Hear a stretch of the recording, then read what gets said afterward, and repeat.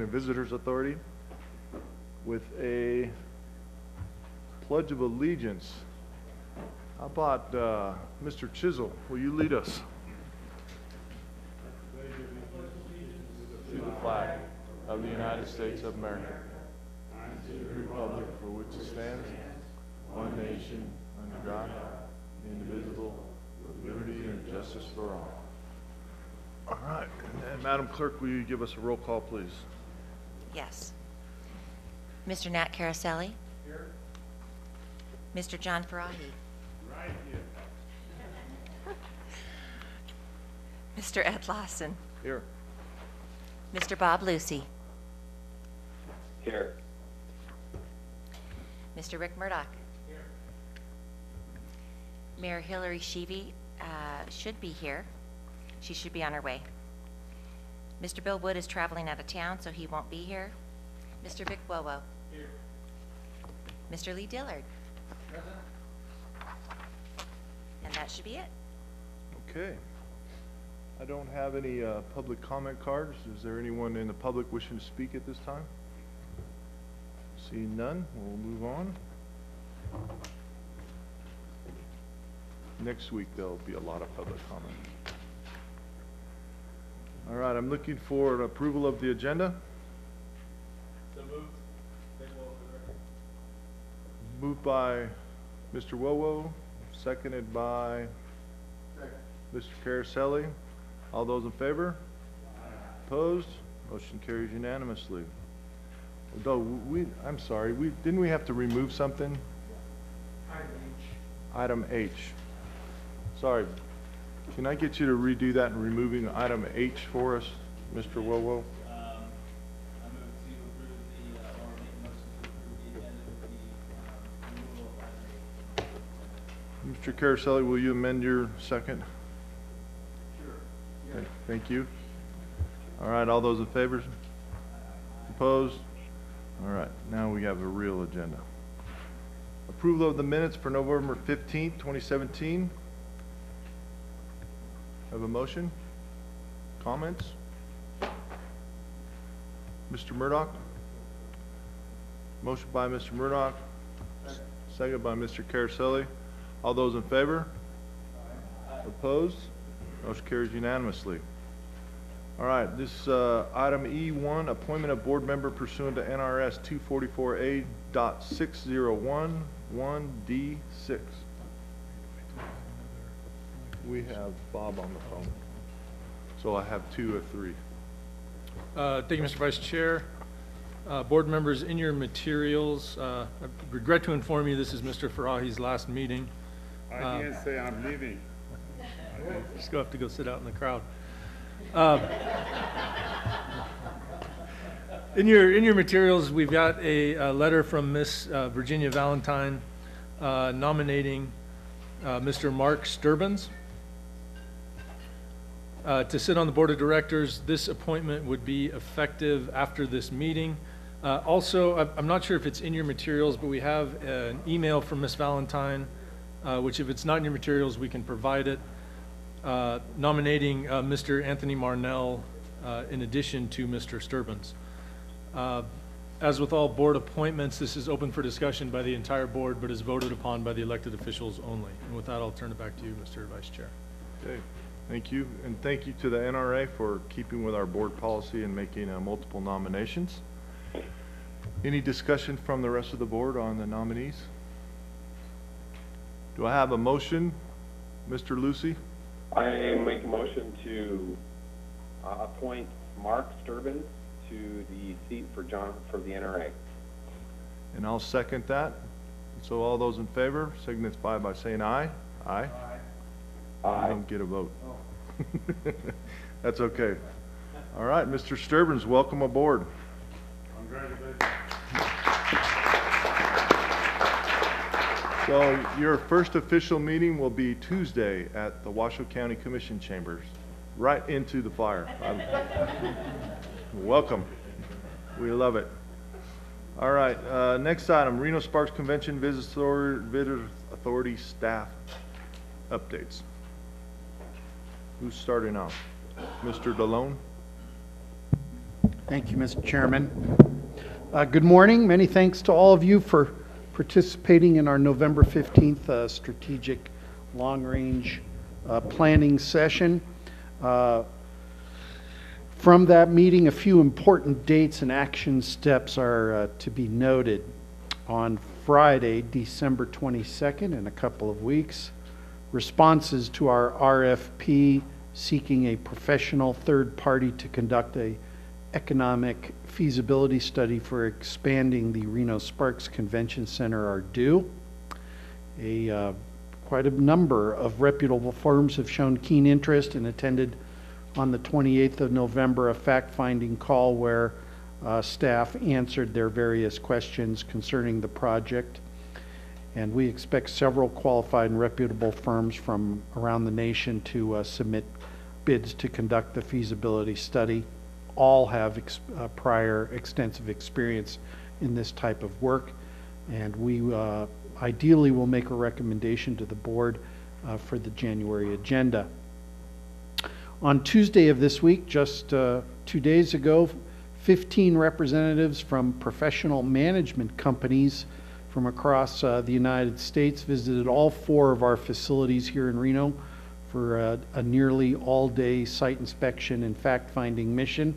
All of the companies present were enthusiastic about Reno and, most importantly, enthusiastic about managing all of our facilities.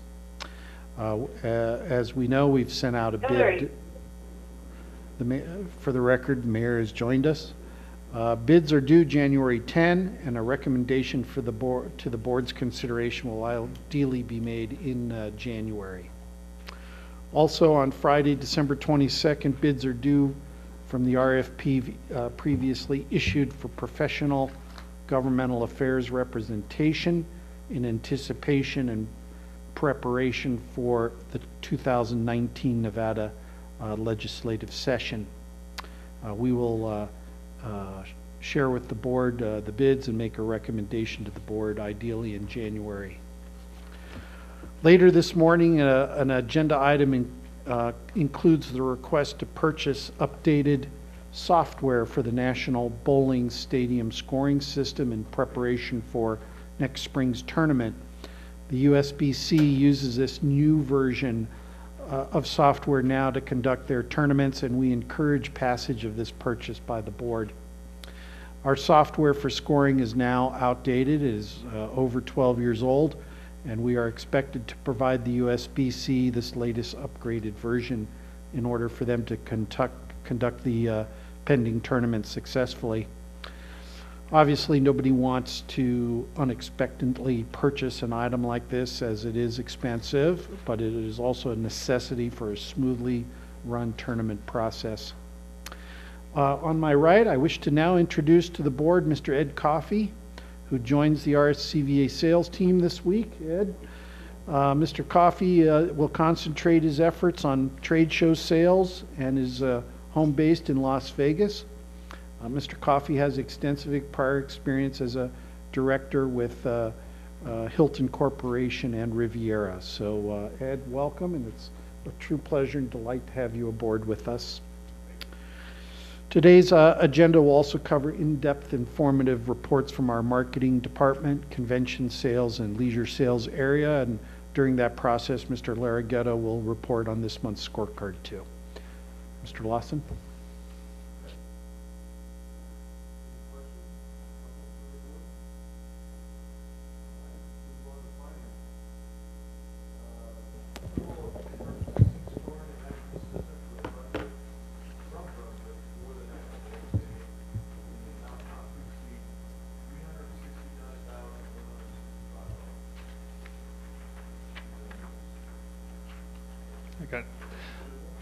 Robert Chisel, Finance Director. For the record, staff is requesting approval to purchase this sync scoring and management system.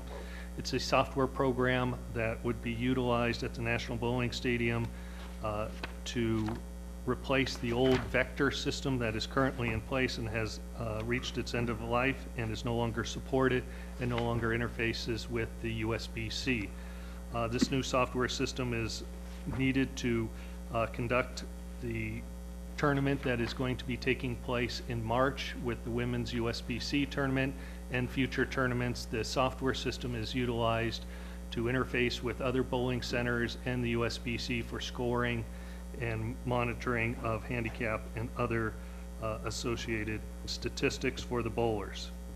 The scoring system will include 78 scoring, table, console, server, sync system, and installation and training. Be happy to answer any questions in regards to the software system. Questions? Mr. Fry? Mr. Chairman and the board, as we know, the $2 that is being kept in downtown is supposed to take care of all the facilities in the downtown area. And my question is, why is this not being funded by that $2 rather than coming out of the general fund? Because when the discussion was that that $2 should come into the general fund for this board to make decisions on all these improvements, the decision was made by the committee downtown that they would like to keep that $2. So my question is here, why are we funding it and not it coming out of the $2? Robert Chisel again for the record. There are a couple of reasons. One, the statute in regards to the $2 surcharge reads in part, the proceeds of the surcharge imposed pursuant to this section must be retained by the city and must be used by the city solely to pay the cost of improving and maintaining publicly owned facilities for tourism and entertainment in the district or within 1 mile. It has always been interpreted, the intent of that statute was for capital improvements, maintenance, and other items, not for operational needs. And the software system normally would be considered an operation, no different than a Wi-Fi system at the convention center or anything like that. In addition, I would point out that I believe the $2 surcharge for the city of Reno has been pretty much allocated for the 4th floor remodel, which will be coming starting next year in January 2019. That's an estimated $4.5 million project that will be utilizing the $2 surcharge. They just finished up spending about $3.5 million fixing the hydronic piping system at the bowling stadium, and so there is no money in the $2 surcharge, even if it was legally available. Please, Bob. That would be for, in the USBC contract that the RSCVA, the City of Reno, and the USBC entered, it required the City of Reno and the RSCVA to remodel the 4th floor, remove the stadium seating, push back the settee wall, and a new sports bar eatery area be installed in that area. And to do that, it is estimated it's going to be about a $4 million project, and that's going to be using the $2 surcharge.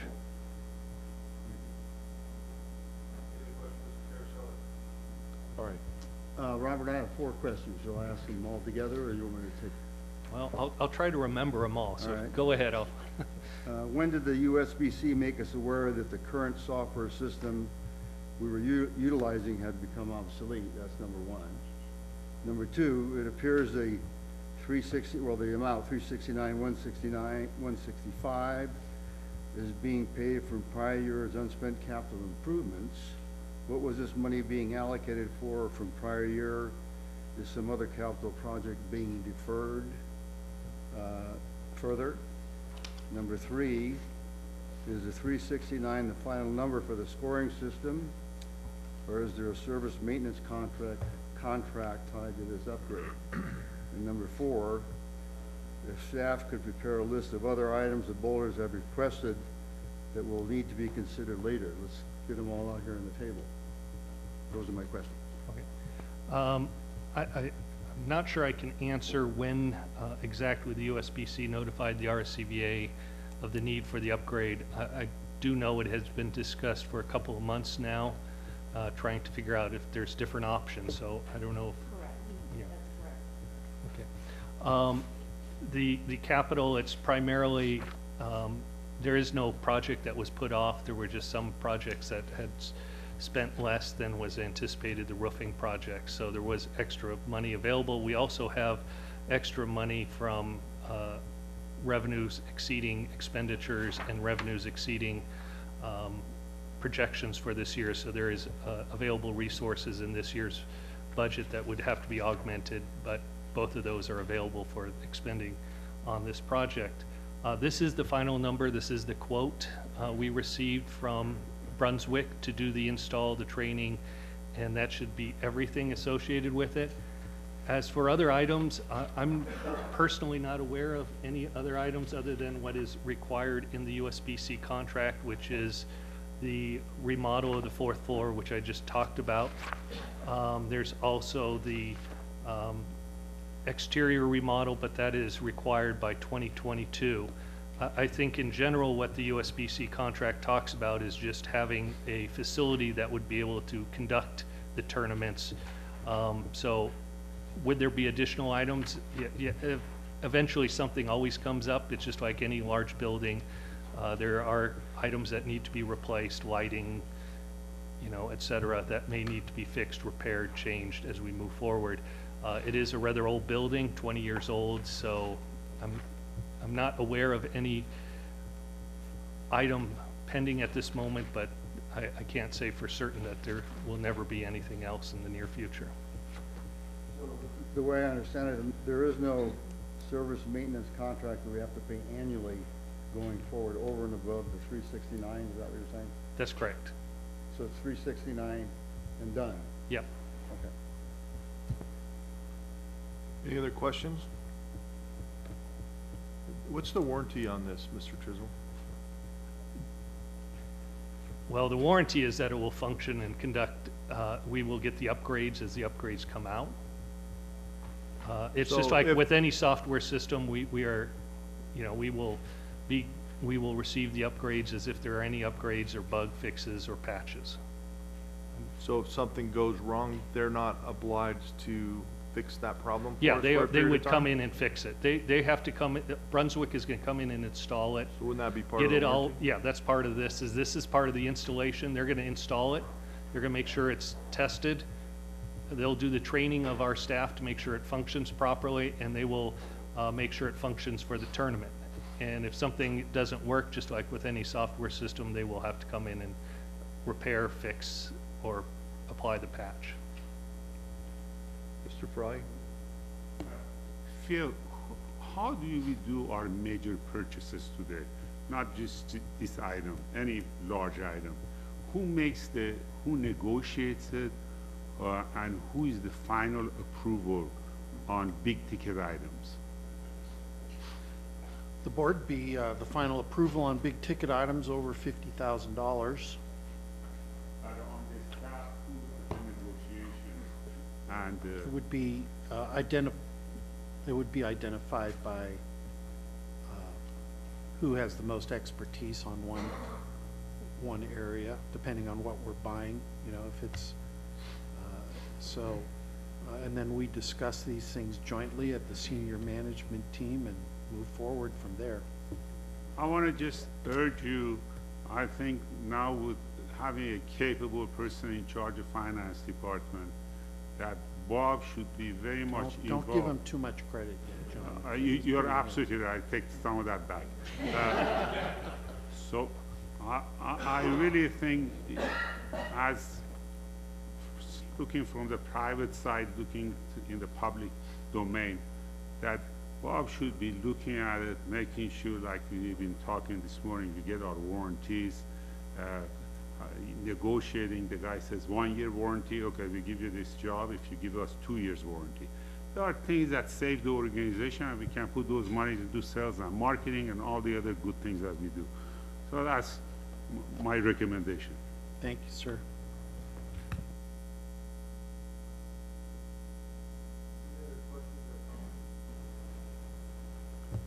Mr. Carosella? Move to approve item F1. We got a motion by Mr. Caroselli, a second by Mr. Wowo. Any further discussion? All those in favor? Aye. Opposed? Motion carries unanimously. F2, presentation of the comprehensive annual financial report, the CAFR report, riveting stuff. Yeah, I know everyone's going to be very excited.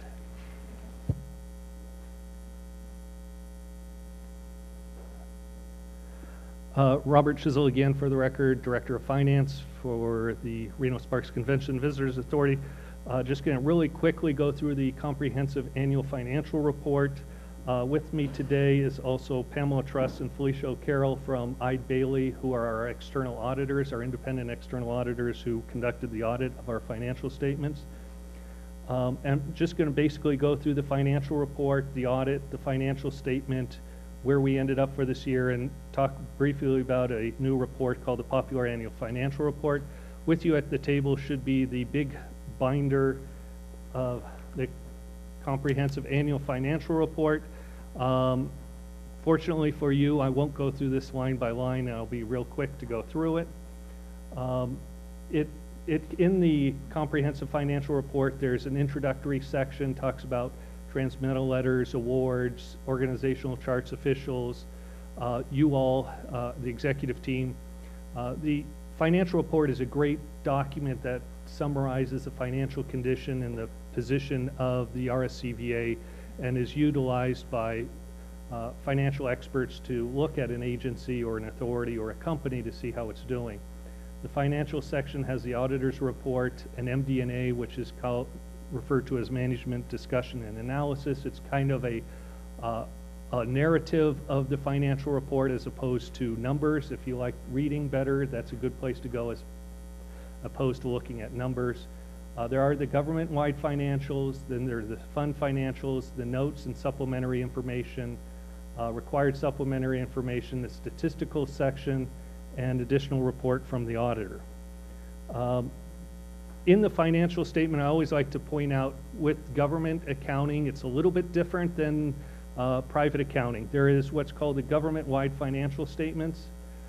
Those are the organization as a whole, and it's on a full accrual basis. So when you look at the first couple financial statements, you'll see that it'll be referred to as government-wide, and it has depreciation and amortization. And if you remember from your business classes and your accounting classes, government accounting is kind of like on a modified cash basis. Well, that's kind of more what the basic fund financial statements are, and talks about the different funds that we have: the general fund, the capital fund, the debt fund, and the proprietary fund being our internal service fund.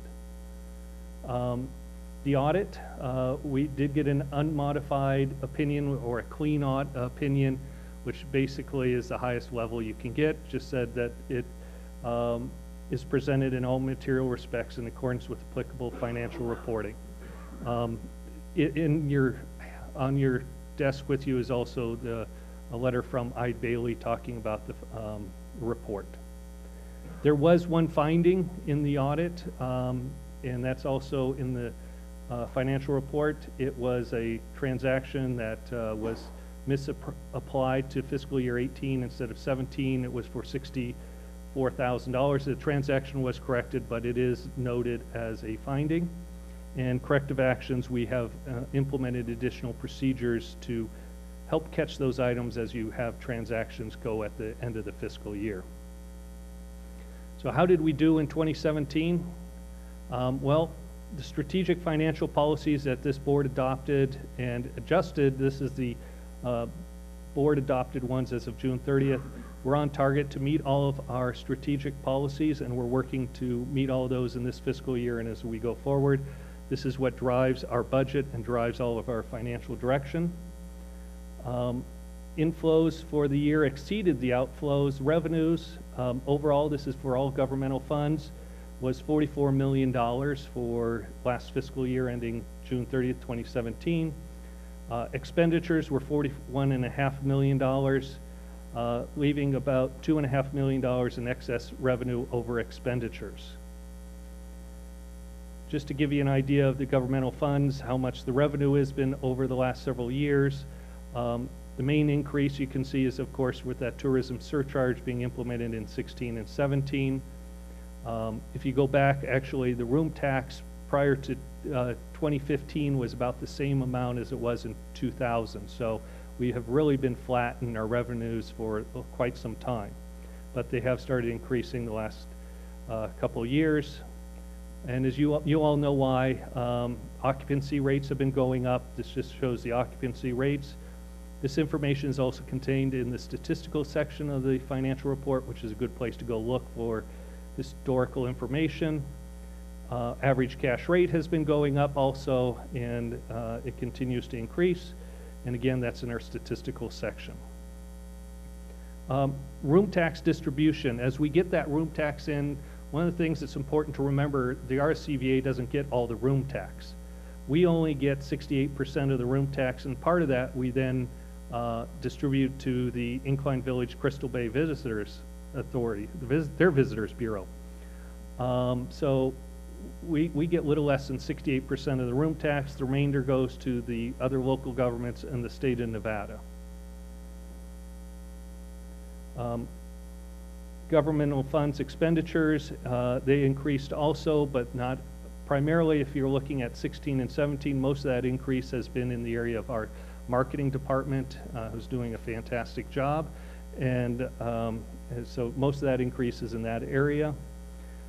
Just kind of breaks out where the governmental funds are spent. Debt service and salaries and benefits are about a quarter each.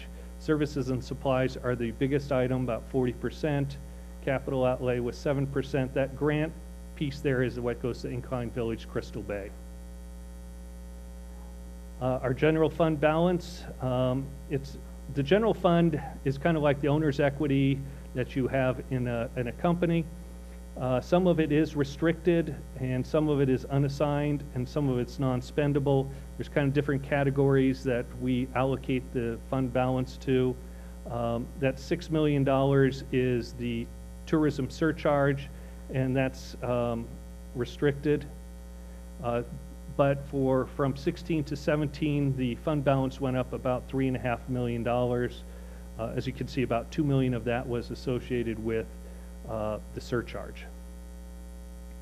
Long-term debt, another component of our financial position, continues to decline, and we are working to pay down that debt and try to come up with some plans from the finance area to see what we can do to reduce our debt. We are defeasing the one bond, as we mentioned last month. That should be taking place tomorrow. The defeasance should be taking place on that. Also, what I handed out with you today is what's called a popular annual financial report. It's a little shorter version of the comprehensive annual financial report. This one is about 16 pages. It's encouraged to be created by the Government Finance Officers Association, and it's basically a simplified version of the comprehensive annual financial report. And the reason it's there is so people can, you get rather intimidated looking at a 100-page document and get confused, and this hopefully is a simplified version of the numbers. People can look at more charts, more graphs, more information just about the RSCVA as we move forward. And that's really everything you probably wanted to know about the financial report in as quickly as I could. Our auditors are here, like I said, if you have any questions. Questions? In the audit, there was a $64,000 that was allocated to fiscal year 18. Do we know what that was, where that came from, what that was for? Yes, I do know what it was for. It was for capital. It was for, wasn't it? It was the Wi-Fi project. It was for the Wi-Fi project over at the convention center. It was and it should have been attributed to fiscal year 17. The Wi-Fi project is still undergoing, but it was posted to the wrong year. So. Thank you. I'm sorry, I had to think for a second there. Other questions? Yes, Mr. Dillard.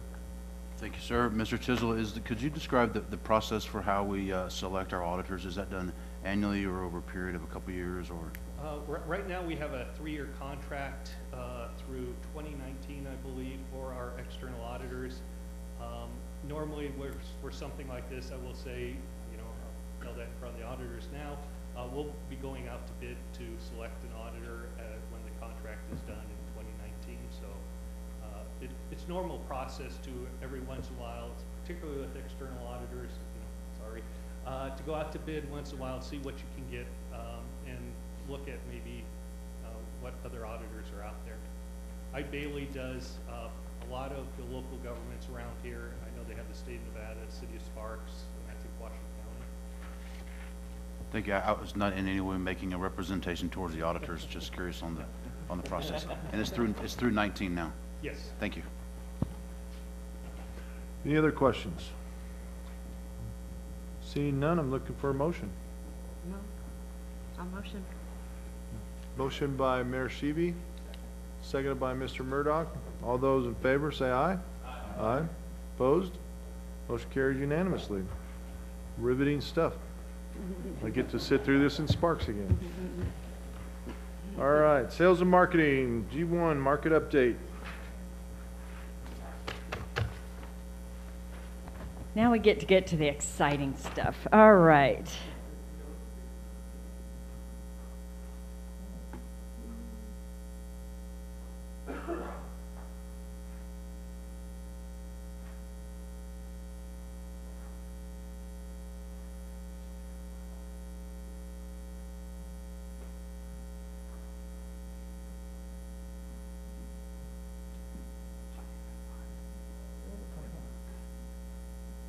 There we go.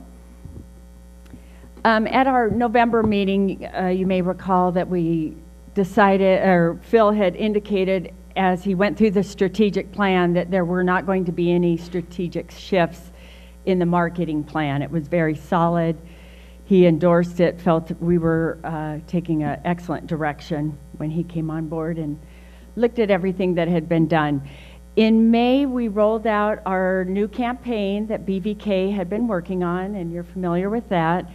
I want to mention that, again, for especially some of our new members, our new branding campaign was based on quite an extensive review of research and focus groups, and just kind of trying to identify our target audience, who we were after, and what the best bang for our buck would be. BVK came out with an amazing creative campaign that's been extremely well received, but in Mr. Farahi's words, it's all about the results, and that we're really excited to come up today. I've got some of our partners coming up to share the results with you. We're very excited about the results. And one thing that I think this organization has been really good with this year, or with our new campaign, is aligning ourselves and selecting partners through RFP process that are helping us to do the best of the best website in the country, the best media buying, the best research agency. And I've invited them all to come explain their areas of specialty and the results that are aligned with it. Every month you get the scorecard, and I just wanted to indicate, you'll see in marketing, it measures website activity. This is just to show the board kind of a barometer of what's going on. We measure everything you can imagine on a weekly, daily, monthly basis. We're looking at analytics, we're looking at trends, we're looking at a lot of indicators.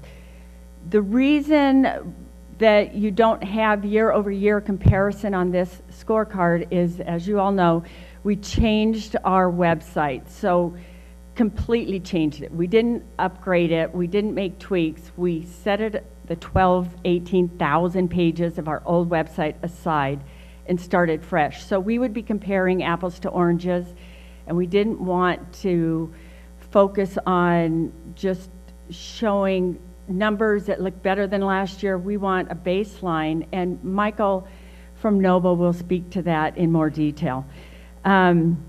So let's get on with the show. First, we're going to bring up from Excel Media.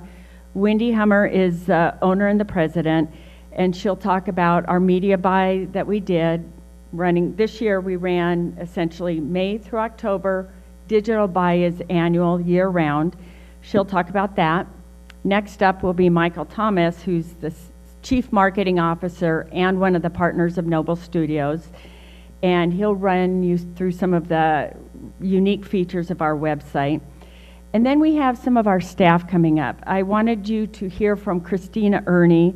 She is our Senior Digital Marketing Manager. And she's going to show you guys some of the cutting edge work that we're doing with the national social influencers.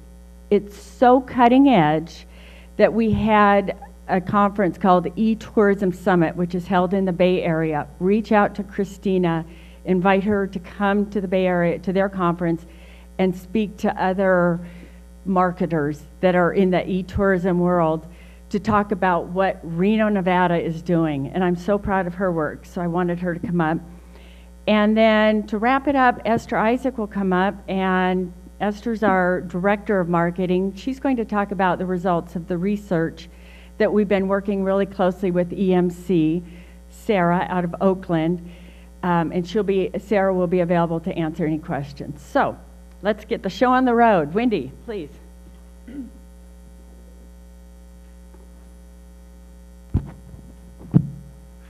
Hi. This was a big effort on everyone's part, and we're really excited about the results. So this shows you we went into the San Francisco, LA, Seattle market. We also did some digital media nationally to target people going after our competitive set. This top line media spend shows you what we spent May through October. The bottom line shows you the media value, so that's what we were able to secure through negotiations, added value and promotions. So you can see in San Francisco we were able to secure 74% additional media value. In LA, we were able to secure 57% additional media value. Seattle, 55%, and national was just over 7%. So we were really able to stretch those dollars and create some big impact. And this media value is fluid. I was just in LA last week and I saw one of our billboards on the 405 freeway. It's still running 2 months after the campaign has ended. So it's still increasing every day. They like our advertising. In other words, we've got 2 free months. We're not paying for it, so. Yeah, we're not paying for anything past October 8th. It's just added value. This is showing the increase in web visits from last year. Again, as Jennifer mentioned, we did have a new website launch in end of July. So this did affect some of the growth. So in San Francisco, you see a 6% increase. We have been in that market consistently for years, so we didn't expect as big of an increase, but it has somewhat to do with the website launch. The exciting thing is in LA and Seattle, you see a 400 and 500% increase in web visits, which is great, and on a national level, 7%. The other thing is if you look at the actual numbers, LA is very close to the San Francisco Bay Area, and I know there was some concerns, did we have enough money? Could we make an impact in LA? And you can see the LA DMA, which is a lot bigger than the Bay Area, we're getting almost as many visits as from the Bay Area. And this shows you the media mix breakdown. So 30% radio, which is broadcast and digital, like Pandora. Out of home, which is airport and bulletins. Digital, which includes video, social media, paid search, every kind of digital you could think of. And innovative promotion, which I'll get into in a bit. It was a innovative, comprehensive buy that we did with the CBS group. This shows you over the time period of May through October, we drove almost, this is just from the consumer campaign, we drove almost 2 million visits to the website. They visited almost 2 pages. The pie chart on the right shows you the percent of visits from our 3 markets. And LA's 18%, San Francisco's 19%. So there were many months where we had more visits from LA than we did from the Bay Area. International's 5%, Seattle 7%, US 51%. Something to keep in mind, last year our visits from the LA DMA were 4%, this year they're 18%. Last year our visits from Seattle were 1.5%, this year they're 7%. So we've really moved the needle from these new markets that we haven't been into and grew the web visits from this campaign. Can we ask some questions as we go along? Mr. Frahi? Mike, please. how you come up with those numbers? What's your measuring tool? Who does the measuring? So we use Google Analytics which is, Google Analytics is a web analytics software that is attached to the website. We also use ad serving software, and then we also do audited media buys with our software and our media research.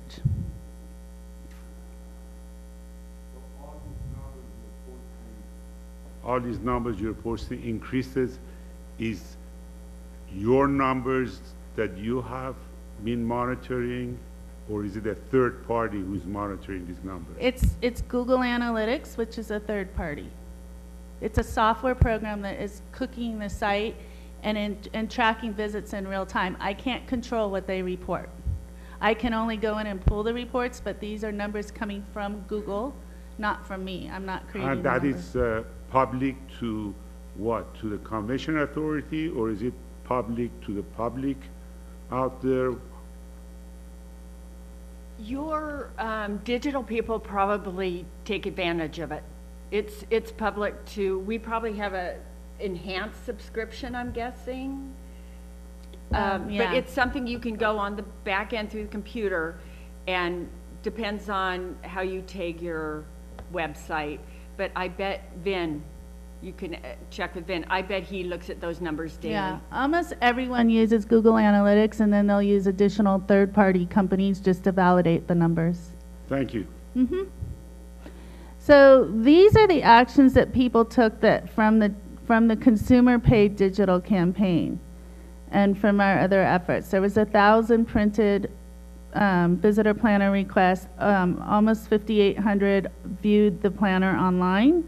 There was almost 7,000 Facebook page likes, almost 20,000 contest entries, almost 80,000 viewed the event pages. Post reactions were 133,000, which is they shared, they commented, or they liked. Their social post reactions. And YouTube video views was almost 13 million viewed the video. So back to the innovative buy, what we did is we wanted to do something really out of the box. So we worked with CBS, and we were able to secure the Cold War Kids, which is an amazing band. Some of you in the room may know them. I just heard them on the X on the way here. They came to the Reno market. This is the lead singer and the guitar player. And they spent a couple days in Reno, Tahoe. And we videotaped, we did radio, and we did photography and video. And then they went back, and we ran the video and we ran the radio in the LA, Seattle, and San Francisco market. We also did a contest where we invited people through the contest to come back and see them play at the Grand Sierra with Young the Giants and Vance Joy. Or Joy, yeah, not Vance Joy, another band. But they also talked about it in their social media channels. And the radio spot and the video was actually them talking about their experience in Reno, Tahoe. So this is huge. This is a very well-known international rock band that came and experienced Reno, Tahoe, and they had a great time. And they also worked with our influencers. Yeah, quick question. So with the success of this campaign that was run, are there any anticipated goals to do more of them with even bigger named artists or anything of that sort? Yeah, we can work with this company and do more things with artists, with different types of artists. What we really wanted to do is we had a whole list of artists, and we wanted to make sure that we got a group that actually wanted to come to Reno, Tahoe, and they just didn't take money and do it. So we can work with them again or with other companies. One I'm looking into for next year is Live Nation. They own a lot of venues, as you know, and do a lot of music. So we may do something integrated with them in 2018. But it's something we think that's really important for this target market, is to immerse ourselves with who they like and who they adhere to show that it's not just our advertising, but people are actually coming here and enjoying it, and they become our ambassadors for the time period. So this campaign it was 570 broadcast radio spots, not including the digital, 2.6 million engagements, which were clicks, views, and social reactions, and 12 million total digital impressions, and these all ran in San Francisco, Seattle, and LA. And these are the social posts that they actually made on their social media pages, the Cold War kids, about their experience. And now I'm going to play the video. Oops, did I do it wrong? If I just hit this will just flip it. Oh, sorry.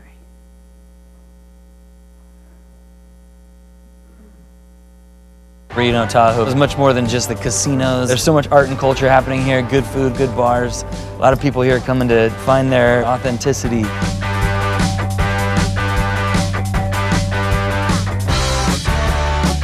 Hello, I am Nathan. Most. We are Cold War kids. We're here in Lake Tahoe today, checking it out, enjoying the beautiful day. Let's go check out the lake. We spend a lot of our life on a tour bus, so a day like this in nature, feet in the sand, yeah, pretty special, right? We're gonna hop on some jet skis, Sea-Doos, something of the like. I want the green one. How you doing today? My name's Sam. Sam, Nathan. Nice to meet you, brother. I kind of felt like I was in Europe or something, like when I was on the jet ski. I haven't been on a jet ski like ever really. I want to get one. It's nice to have the separation of like going on a trip like this to the lake and really absorb it.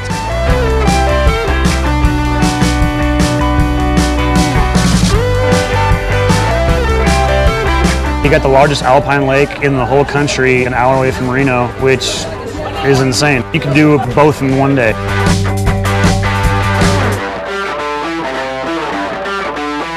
There's so much happening outside in this city. It's nice when you walk through the main drag and there's a river running through it. It's an outdoor town. Yeah. We spend so much of our life in a hotel that oftentimes to go on vacation and be in a hotel just feels like, what's the point? You definitely want to get out, be in a city that has something new going on, a vibe, whether it's like restaurants, bars, museums. And I think that a touring band or any kind of tourist in general, you want to go to where the culture is and like, you know, the music and literature and movies and people that are exchanging ideas.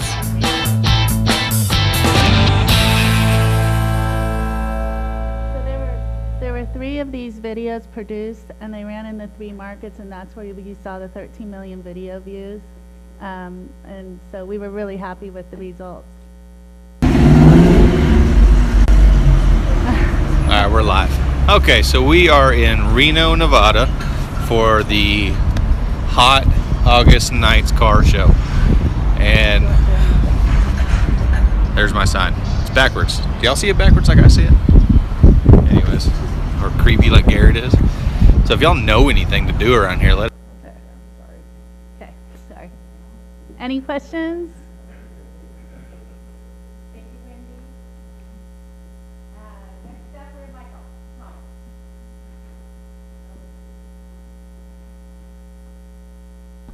Good morning, everyone. It is great to be back here and have an opportunity to see so many familiar faces. And at Noble Studios, we have been very proud of the effort that has gone into launching a new Visit Reno Tahoe. A little bit of personal background. I was the executive director of marketing from 2007 to 2010 for this organization before I joined Noble Studios as a partner.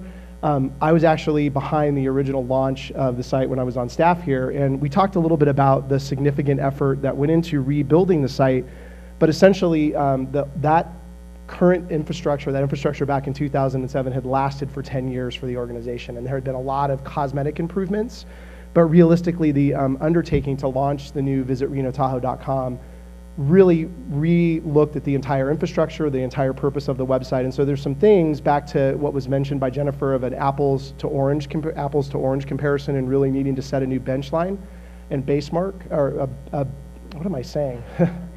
Thank you, I said that exactly wrong. A new baseline and benchmarking of success. I will say we've had the opportunity to work in destinations like Santa Monica, Newport Beach, the islands of Tahiti about doing this exercise. And I do want to give credit, not just because we are one of your chosen partners, the effort to launch this new brand, to integrate paid media, to bring research to the table, to leverage the staff members. This has been months and months and months of planning to get to a site that we really do feel reflects the current momentum of the destination And when we launch paid media or we're having a convention sales opportunity, people go to the site and they think we finally see the destination the way that we want to be represented. So we're very excited about that.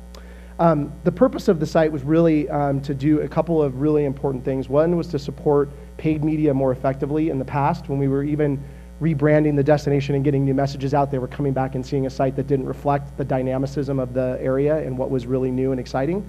We've changed that. The other side of it is to try to leverage data. Mr. Farahi asked the question about how we are going to be using data in the future. This site is very strategically set up so that we can come to the table in a few months and years with insights that say, you know what, when we're in the Pacific Northwest with a message, this is what's resonating more. We feel like that needs to be shared across the entire destination so everybody's individual marketing efforts will be better. That's a best practice that we want to bring to the table. So Jennifer mentioned we've gone from 11,000 pages to 2,000 pages on the site. And what happened, the reason why that was, is when you think of when the site was launched in 2007, there was barely Yelp, there were barely iPhones. So what happened is the site got big over time and started going after traffic that really made no sense to drive visitation to the destination. As a result, we have now a very honed instrument going away from a sledgehammer to more of a chisel approach. So the traffic that we're driving may not be in sheer numbers the same, but it's much more highly effective. We want to measure the success of the site in kind of the 5 main pillars that you see here, and I won't go through all of them, but they're really about increasing the awareness of the destination, and we have measurements for those. We want to also increase the efficacy of our page 1 organic rankings. Just about 90% of all clicks happen on page 1 of Google, so we want to make sure that we're driving the most important, relevant to page 1 rankings for Google and Bing and other search engines so we get that qualified traffic. And then we also want to support convention and group sales by putting together really compelling components of the site that will lead to group and convention business, leveraging the consumer awareness that we're paying for so that it leads to actual group bookings and visitation. And then as Wendy mentioned, we use Google Analytics as another verifier that geographic traffic is going to be growing from the target markets that we're spending. If Reno Tahoe follows the pattern that we've seen in other destinations, it takes about 12 to 18 months. But once you go into a destination with paid media, the organic traffic starts building over time because the awareness that happens from the campaign, people start putting it on their bucket list, and about 9 out of every 10 purchase decisions that happen for travel start with the search engine. So the investment that we're seeing over time will start bearing itself when we see organic traffic from these markets where we haven't had historical visitation will start building over time. Just to kind of give perception, again, we don't have a baseline, but what this shows is over the last 3 months since the site launched in July that we've seen organic traffic grow month over month because of the fact that Google is indexing the site, it's looking for content.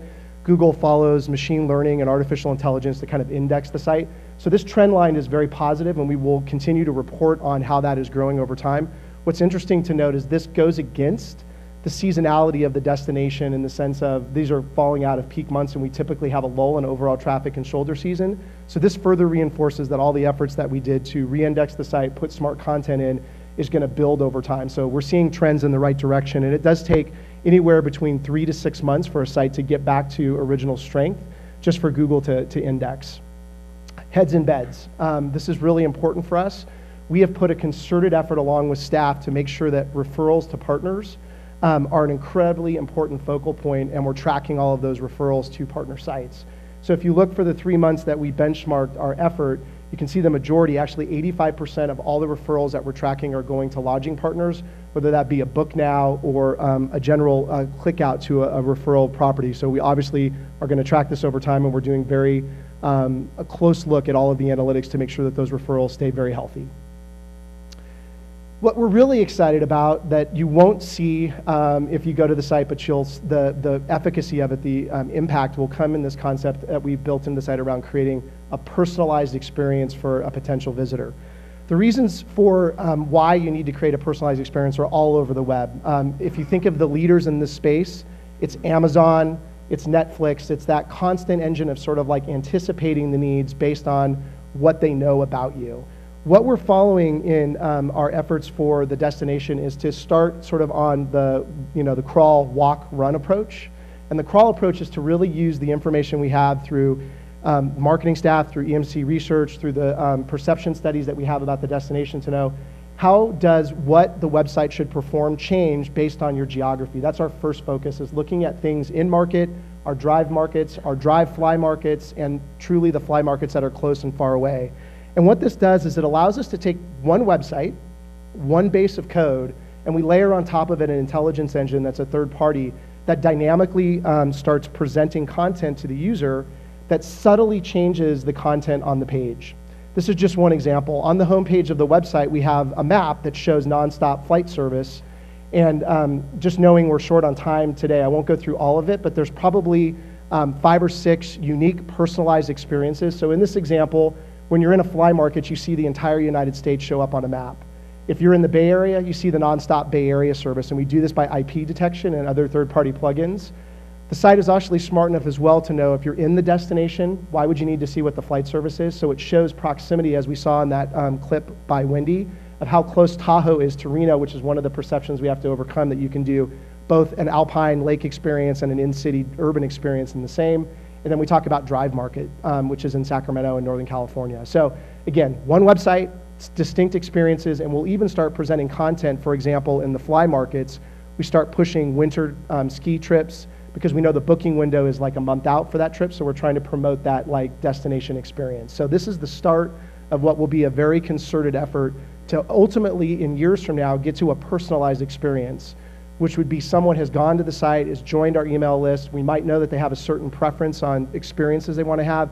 We'll dynamically start recommending that content like an Amazon or an e-commerce site would do by the building blocks that we're building in today. So we've done this very cost effectively, but that CRM, that customer focus, will really be able to be used by the marketing team and the entire destination to do more intelligent marketing and more wisely spend funds.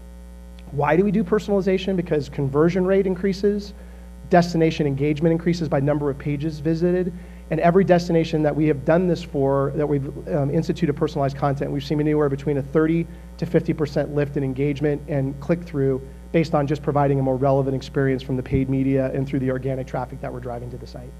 So we're very excited about this, and it's just the beginning of what we think is a very good story. Very briefly, we always try on behalf of the destinations that we represent to go out and get third-party validation of a good product. And so that's always important. I am proud to announce, we haven't made this very public yet. I apologize, the award didn't get here in time. It's a very nice, pretty award, but we did get notification that Visit Reno Tahoe won a Gold Marcom Award, which is a very significant designation within the industry. About 6,000 entries come in from all over the world. It's judged by an international panel of third parties, and we, on behalf of the entire destination and the team that's here, we were awarded gold for a Marcom Award winner in the travel and destination category, which I think is the first award that this destination has won in that space, and we hope it's one of many accolades that go into this. At the end of the day, awards are nice, but revenue is nicer.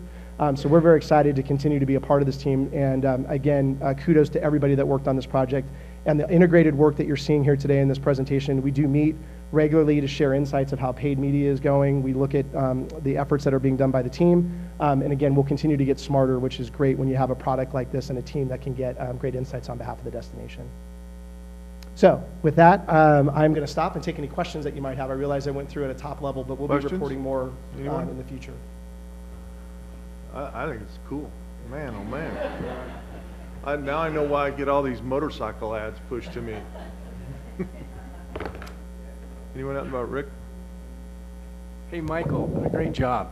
Thanks. Interestingly, you know, you look at the old traditional ways Reno's advertised, and you see that your websites are so important anymore, and that you've got to load fresh content on them.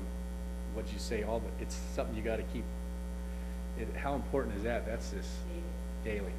Yeah. See, it's a daily thing to keep up, and then you see where your spends are now in your advertising or in your digital marketing and things. And you know, the spend is really going towards this because this is much more impactful, and you can measure it better than you can an outdoor billboard technically. But you still need a billboard. I'm not saying. I'm just saying. So very good. This is really neat for us. And yeah. To bring that website up to par. Yeah, Thank you. We're very proud of it. And we do, just to add to that, you know, what we do work with on behalf of the team is we'll try to also do not direct correlation, but again, in other destinations where we've seen advertising even out of home in a market, we'll look over time and we'll see the trend lines. So it's great because digital sort of is that, I think, focal point where you can start gaining hypothesis and trying to see if advertising is effective. And it's clear that it is working so far in the early months of this. It's right. Michael, congratulations. Yes, that's impressive. You did a great job when you were with this organization, and I'm glad you're on our side from outside. Thank you, Mr. Fry, I appreciate that. Now that you got the gold, what's the next one? What's the highest of it? Platinum, of course, that's the next You step. knew that's gonna come.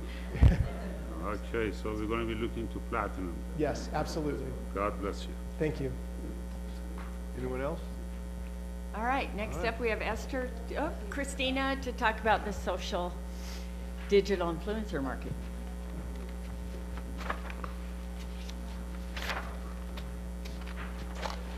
Hi. So yeah, I'm just going to talk to you guys a little bit about our digital influencer marketing strategy. So first, I just want to start off with, here's what you need to know about digital influencers in case you don't know.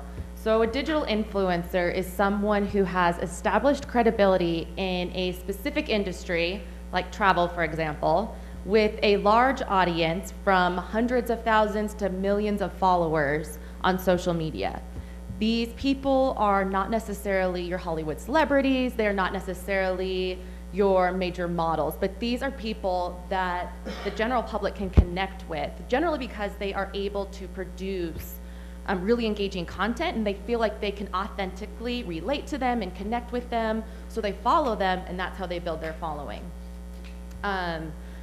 So influencer marketing takes that step, and brands and companies use these influencers and their large followings to promote a product. Our product is our destination.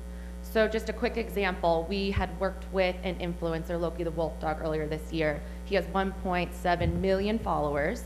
So when he posts a photo of our destination, each photo that he posts reaches more than 1 million people. So, and those people who are following him view him as a trusted source in the travel industry. He's authentic, so they kind of engage more with his content. It's just a really easy way to reach out to some people. And that's why it's so effective. If you already knew what influencer marketing was, you may have been one of these 21,000 people who have Googled influencer marketing each month over this past year. As you can see, the number of searches for influencer marketing has gone up 325% this year. That's kind of crazy. And those are people who they've heard about influencer marketing, and they're kind of like, what is this? Most of them are probably marketers, and they're trying to figure out what it is, how we do it. Here at the RSCVA, we actually hosted our first major travel influencer in 2014. Before this chart even starts, she has about over 500,000 followers, and so we really got in, we're early adopters within this strategy, and we are recognized for that in our industry. So because we got in so early, we worked with her in 2014. We actually didn't pay her to even come to our destination. It was just, she's trying to get exposure, we're trying to test this theory out. So we didn't even pay her, we bought her dinner and everything, but she's continued to come back. She's been here 3 times over the years. And because we got in so early, we really get such a great deal with these guys that we pay them fractions of what other companies normally pay them. So this exact person that we did in 2014, we've paid her less than $2,000 total to come to our destination 3 times over these past few years, which is not much at all for what she normally gets.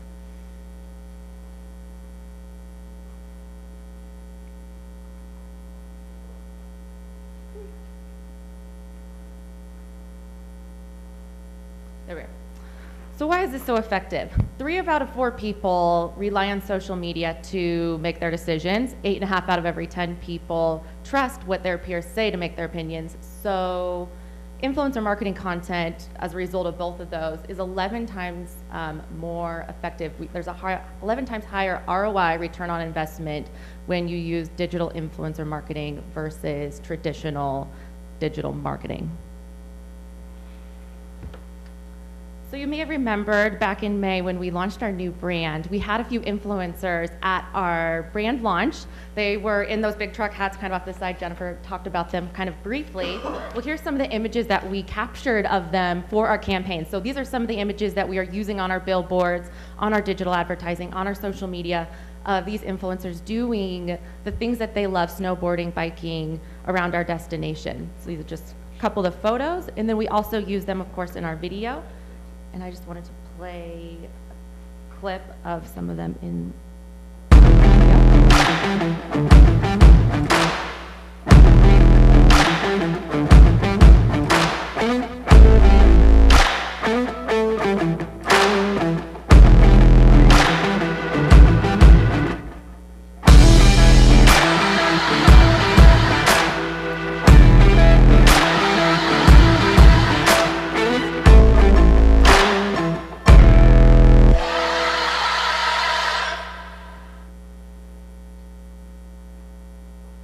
So let's connect some of those faces you just saw with some names, but more importantly, what I want you to focus on are the companies that these people represent.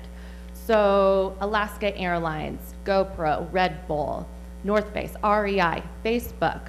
These are brands that these influencers that we're using in our campaign that they are also ambassadors for, which puts us on the same level and in the same company as these other organizations. For example, Nick Visconti, he is currently the ambassador for the Chase Sapphire Travel Rewards Program. He's in their national commercials with James Corden, the comedian, giving people kind of ideas on where to travel next. And just this last weekend, I had someone mention to me that, like, hey, isn't that guy, I just saw a Chase Sapphire commercial, isn't that guy also in your guys' advertising campaign? So people are making the connections. They're seeing them in these other brand campaigns, and they're making the connection with Reno Tahoe and these major brands. And that's where we're getting this huge value. So you're probably wondering, so how do their connections with other brands help us? But here's an example. So one of our influencers is an ambassador for Teva shoes. So Teva calls her up, they're like, hey, we want you to write some content, do some photos with our shoes. You need a place to wear the shoes. So she's like, I'm also an ambassador for Reno Tahoe. Let's just wear them in Reno Tahoe. I'm gonna go do some outdoor adventure. After the outdoor adventure, I'm gonna come back into town, walk around town. So when she produces this content, she talks about us on their blog and on their website, and it links directly to our website. And so you can see Reno Tahoe links to our website. It also links to our hotel partners' websites. That's where they stayed when they were in Reno. So we're getting that additional exposure. We did not pay Teva at all to get on their website. We made this connection through those influencers. And I'm going to mention these people charge $10,000 a day. Mm-hmm. I mean, sometimes more. Minimum, yeah. Minimum. Yeah. So no, we're not paying for this at all. And so these are other media partnerships that our influencers are able to get for us. So just some additional added value through them.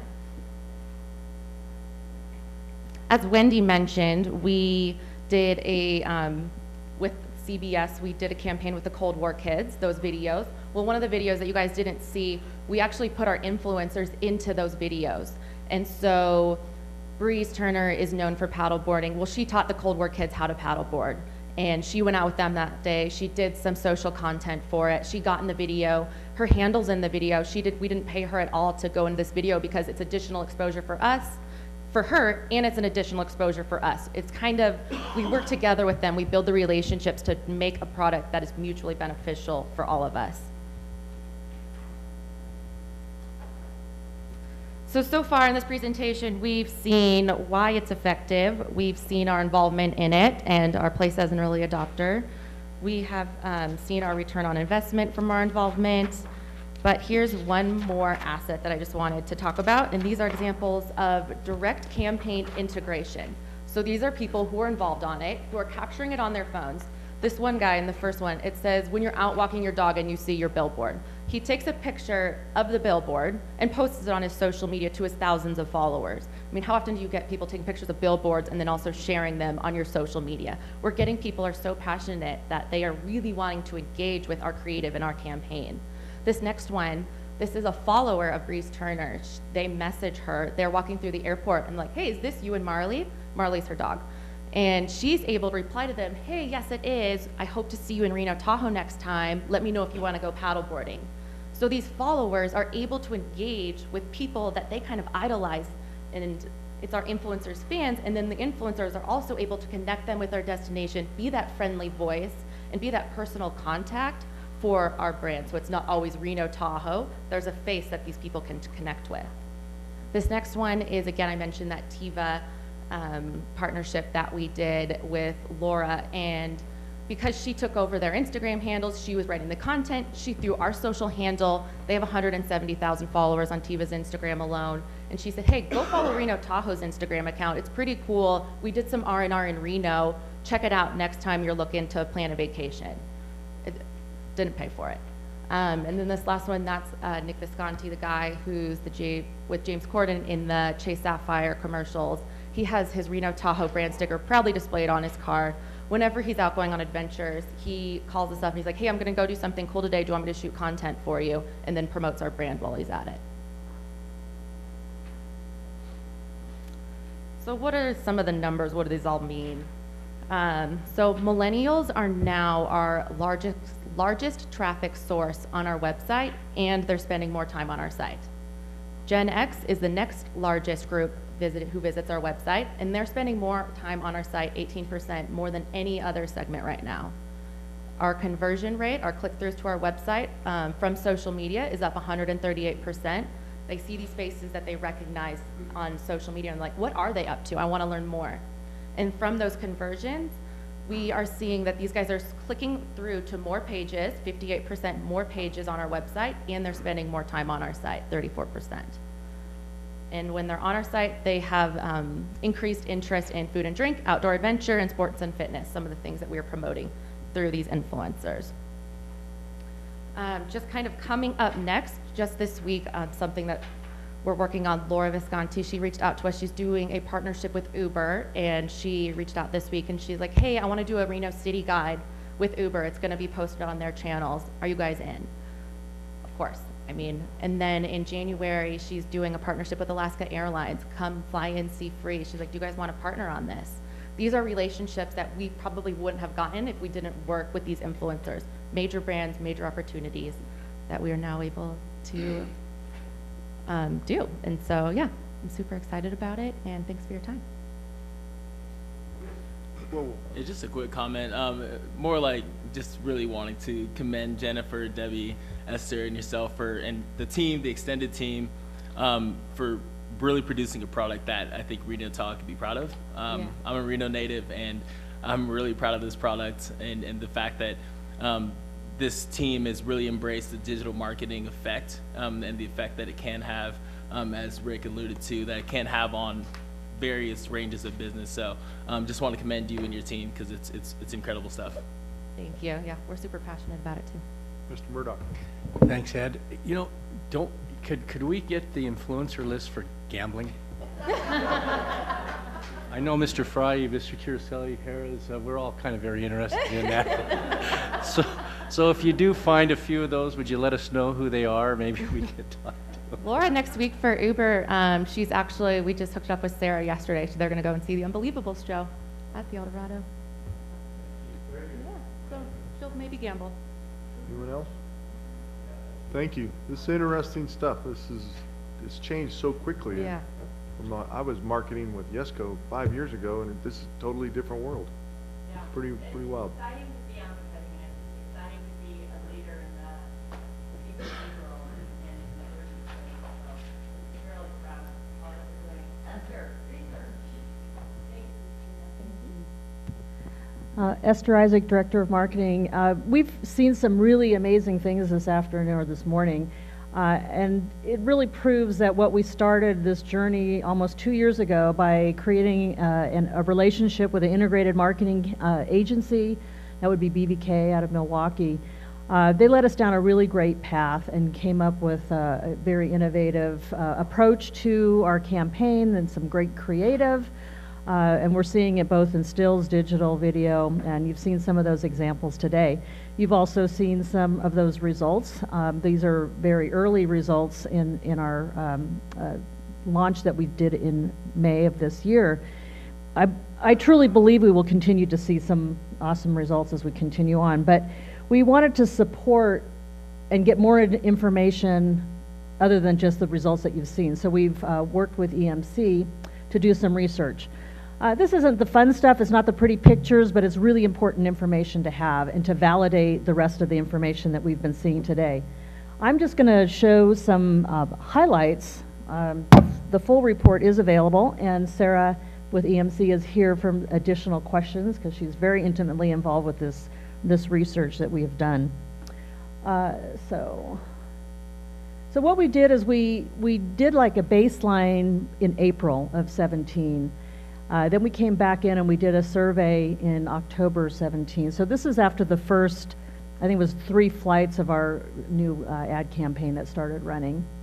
We were into the Bay Area, Los Angeles, and Seattle. We provided the respondents with images of the campaign, video, radio, and try to get an idea of their perception of it. The advertising target we feel is very effective, and I just want to remind everybody that target is adults 25 to 49. It's actually like up to 50 now, I think, with a household income of $75,000 or more. Also, we kind of went after a little bit of lifestyle. Ambition is our brand personality right now, so we put that into the mix as well. We talked to both the target advertising audience as well as overall, and you'll see some of those results. The destination brand continues to be rated highly in all 3 markets, and particularly in the Bay Area, which of course we have been in for many, many years now. So our tracking, as we mentioned, the survey started in April with a baseline. Campaign launched in May, and the survey that we're going to be talking the results on now was done in October, immediately following the last flight. We'll do another one in April, but this information will be for this October 17. We surveyed over 2,200 people, and 650 of them roughly were in the advertising target market that we were looking for.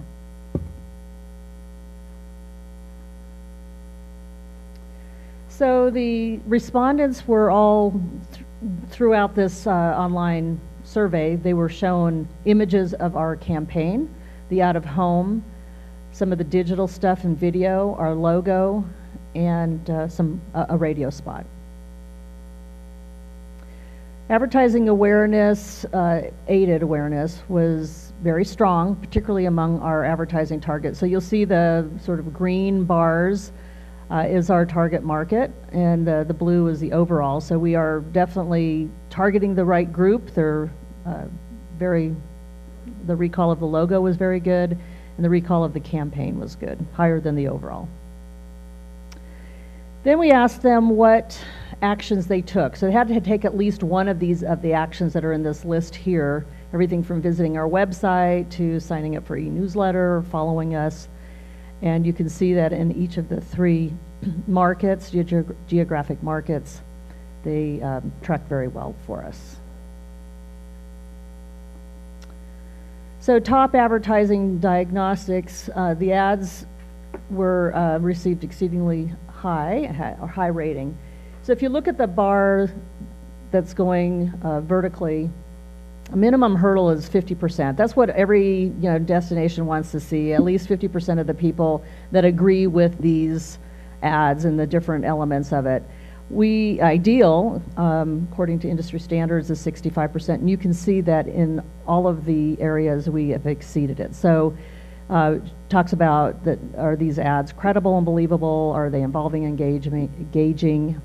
Do they make me want to visit Reno, Tahoe? Do they grab my attention? Are they persuasive? And do they tell me something new? I think that, again, on our newer markets, I think it's great to see that we are getting some great attention. Los Angeles is outranking in most of these areas.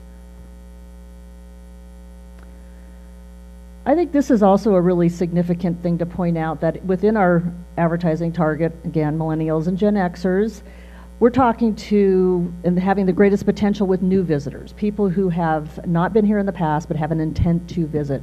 So that's this green area. Overall, it's good, but it's even higher in the ad target audience that we've surveyed. So 43% from the Bay Area, likely. And we will always want to talk to new visitors. This slide talks about the destination brand rating. We continue to have a strong brand rating among all markets, or in the 3 markets, and against our advertising target. So this compares, this is the only slide we have that compares the baseline of April with the October. We don't expect to see really any significant changes in this after the first 6 months, so we're looking forward to that April 18, where we'll do another survey and see how that changes. But it's remained steady, if not better, in all these areas. And again, the ad target is high. So that's all I have for the research. If there's anybody has questions. Yes, Mr. Dillard. Great report, Esther. Thank you so much. This information, is it the combination of the radio, the out-of-home, and the digital that we saw in the first part of the Correct. All the respondents were shown all of our advertising, elements of the advertising. Was there one more favorable than the other out of those groups? Sarah, do you have a response to that? Also, we will be sending out the research packet to all of the board members following this meeting. Good morning, Sarah Labatt, EMC Research. To answer your question, we showed the set that Esther showed, a visual, video, we played radio, and we asked them for recall of those, the highest recall, aided recall once they'd seen them. And we said, now do you remember having seen that, essentially? The visual ads, they were sort of billboard formatted, but also web banner. They had the highest recall, followed by radio, and then the digital video. And in addition, we asked an open-ended question earlier in the survey that asked them, have you seen anything about Reno Tahoe? We didn't ask specifically there about advertising, but just in general, have you seen anything? What did you see and where did you see it? And we saw the highest mention in terms of the vehicles that you're using for advertising. The higher mention was sort of imagery. We got some mention of radio there. So it's a little bit of everything. And I think the other point I wanted to make while I'm standing here, to go back to the website and all the great work you've done, is that we really saw among people who have visited your website, and you saw much higher numbers of visitation, those people are also more favorable to the destination as a brand. They're more likely to say they would want to visit, and they're more likely to say they plan to visit. It's not necessarily a causal relationship, but we do see a relationship between your website visitors and looking favorably on the destination.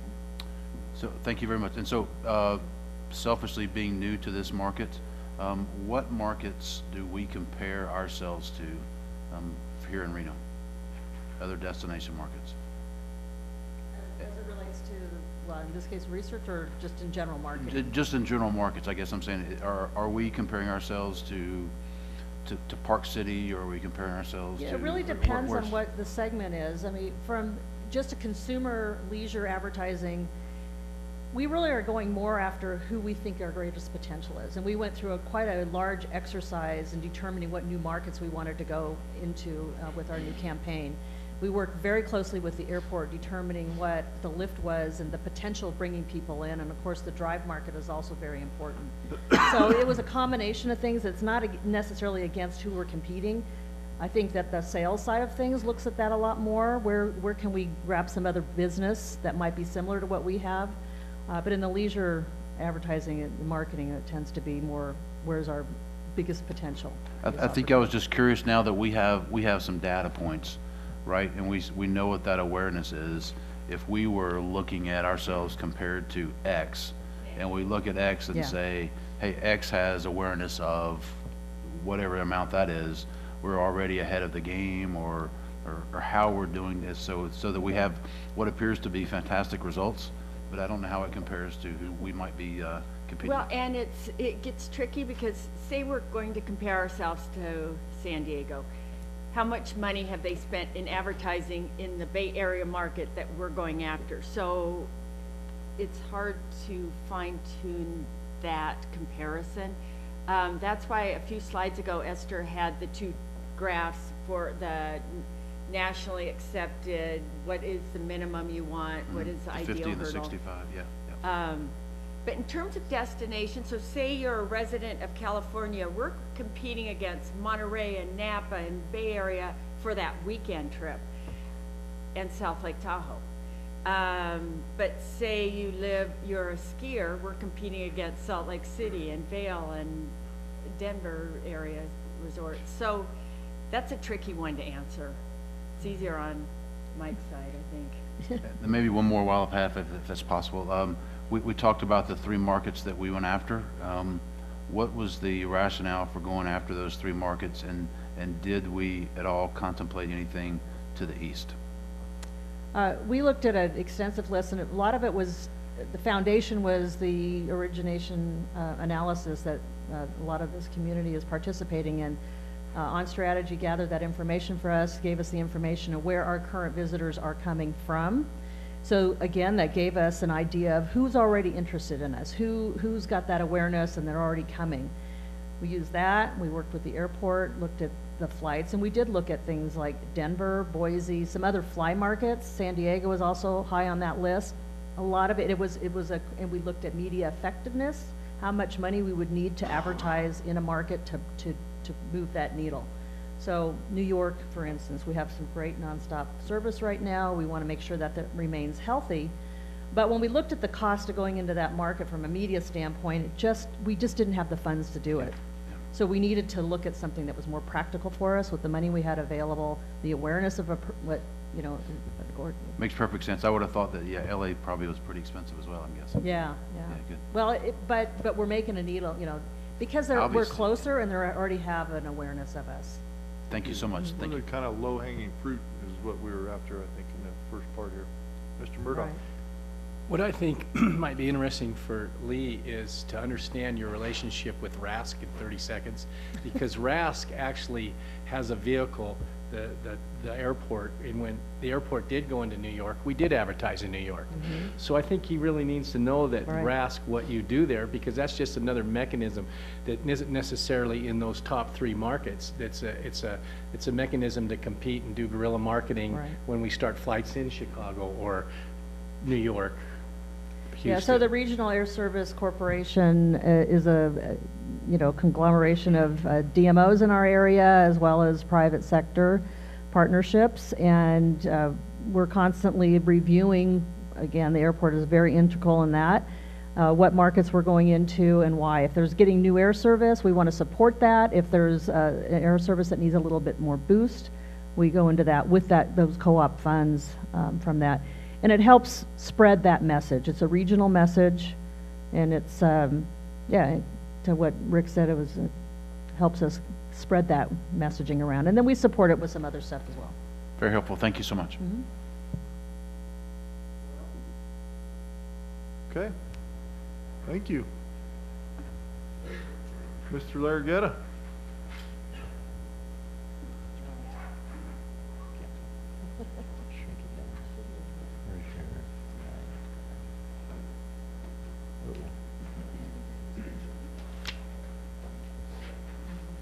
Restroom break, I think.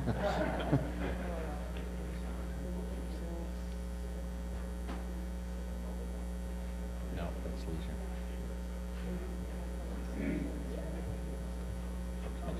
There we go. Here? Here.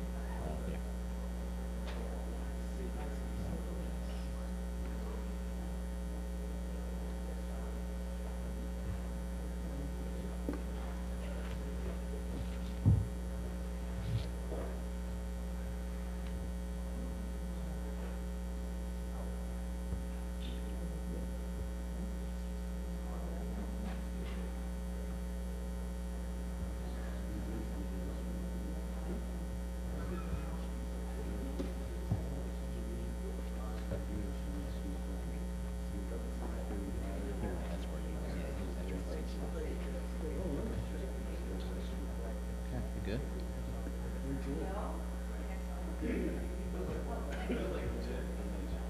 I think you lost your audience. I think so. I could just fly through this then, right? Yeah, you might as well. I think we still have a quorum. Okay. 1, 2, Well, 3. Well, we don't have a quorum. Let's take 2 minutes and we'll Very good. come back.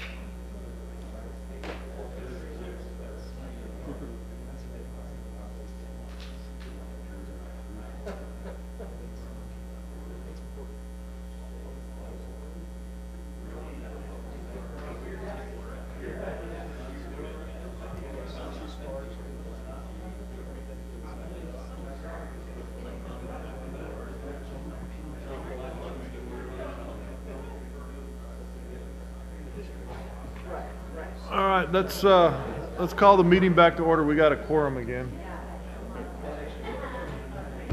Mr. Largetta, you're up. No respect for Mr. Largetta. I tell you, it's always tough when sales follows marketing, but you never thought you could clear a room, right? I've never Right. seen that happen before, but. Okay.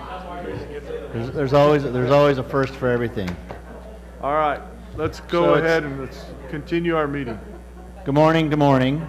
So it's always difficult to follow marketing. Of course, they have all the amazing videos and slides, but the two things that we have in sales that I'm going to talk about today is production and that very cool destination model that is featured downstairs. So hopefully you all got a chance to see that. Good morning, thank you, Vice Chair Lawson, respected board members, Mike Larragetta, for the record, Vice President of Sales. Today, myself and Mr. Art Jimenez will be providing an overview and update on convention and tourism sales. Today's agenda will be talking about strategic shifts in the convention strategy, territory satellite office map, September scorecard, room night production to goal for Q1, and also the forecast and how we're looking for Q2, the new trade show booth and destination model, top convention and leisure shows the board that we're asking the board to attend in the next fiscal year, and the focus for the next 12 to 18 months. When the 5-year strategic plan was completed a little over a year ago, the core definition for the overall strategies related to convention services reads as follows. Projected growth over the next 5 years in convention group meeting room nights and secondary sports due to the market momentum in both of these areas from direct sales efforts. When we joined the organization in February, we looked at that and said, we really needed to make some strategic shifts in order to achieve that goal. Some of these major strategic shifts that we have implemented in the first 9 months of being in the organization, first and foremost, was to reduce our industry association sponsorships. When Mr. DeLone and I joined the organization, we had a verbal proposal approval of a little over $1 million in sponsorships. Unfortunately, we were able to negotiate that, reduce that, and get that down to a contracted number of $330,000. The good news is that $330,000 contract expires this December 31st. We also need to shift in looking at increasing our representation in new markets. Pursued the trade show segment with the addition of a new national trade show manager, which of course is Mr. Rudd Coffey, who's joining us here today. We also recognize the importance of the corporate market and the local corporate market, and we needed to hire a local corporate and community sales manager. And last but not least, is to really look at our customer service and our customer satisfaction. The strategic plan asked for us to go out and pursue and bring in and hire a director of customer satisfaction, which we did. We're in no position to lose a piece of business, and anybody that's ever been in hotel sales in this room can agree with the statement that it's much easier to book a repeat piece of business than it is to book a new piece of business. So our regional offices. When I joined the organization in February, we had 4 regional offices in place that were ran by 5 national sales managers. Sharice Wilson is based in Portland, Oregon in the Northwest, and also manages a key third-party account HPN. Nathan Fillion, based in San Diego, handles Southern California and also responsible for Arizona and Utah. Alita Barrett calls Denver home, and she's responsible for the Rocky Mountains, the Plain States, and the Lower Midwest. And then, of course, the Jens, Jen Abdenor and Jen Bumbleau, oversee the Northeast Corridor, respectively Washington, D.C., which is our #1 trade association market in the country. So the next question is, where do we go next? What are the markets that we need to expand upon? Where is our potential growth opportunity? Where's the airlift going up? I took the time to go out and reach out to all of our partners and respective sales representatives from all the major hotels, and I asked them for their feedback. Where do you see the growth coming from? Where's the potential? Where are you, if you had an unlimited budget, putting your resources to drive business and room nights in the group and convention market? After listening to all their feedback, we took their recommendations, and over the next 6 months, we opened 3 new offices. Las Vegas is our most recent office with the hiring of Mr. Ed Coffey to oversee trade show.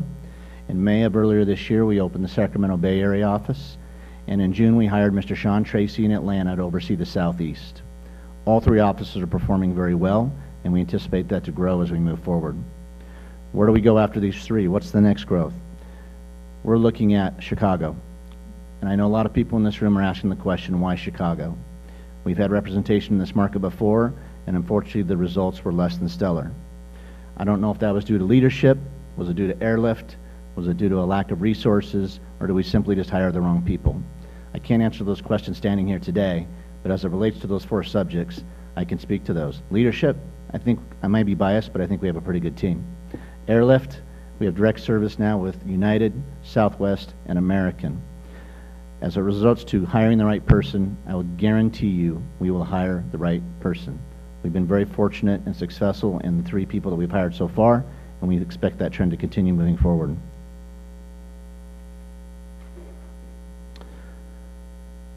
September scorecard. So today I'm going to be looking at the traditional wholesale side, tourism sales, and I'm going to jump down to the sales goals on produced room nights. September was very successful both in sales on the tourism side and group sales. Out of the 6 major segments related to tourism sales, 5 met and exceeded the prior year actuals and goals. The only segment that was slightly down was in the travel wholesaler, which is less than 1%.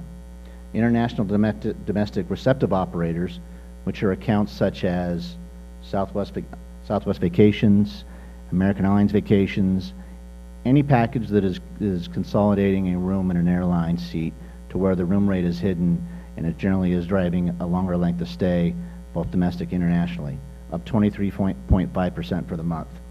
Online travel agent, or OTAs, which I know all of our hoteliers in this room love dearly. That's your Expedias, your Pricelines, etc. Production for the month of September up 11.7% to prior year. Travel agent, this is your direct bookings to your websites, through your call centers, your GDS, which is your global distribution system, or your business travel, up 39% September to the prior year. Group tour and motor coach up 5.9%, and obviously golf production, because of the month we're talking about, up 9.6%. If you now jump down to produced room nights, I'll speak on convention sales. Overall gross produced room nights was up 12.3% to prior year, September to September, for 30,212 room nights. Net produced room nights was fortunately the same number, as we did not experience any cancellations within the month of September this year.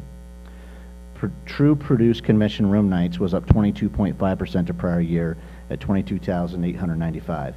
The sports segment was also up at 11.6%, and unfortunately for the month of September this year, we did not turn definite anything within the respective segments of bowling and equestrian.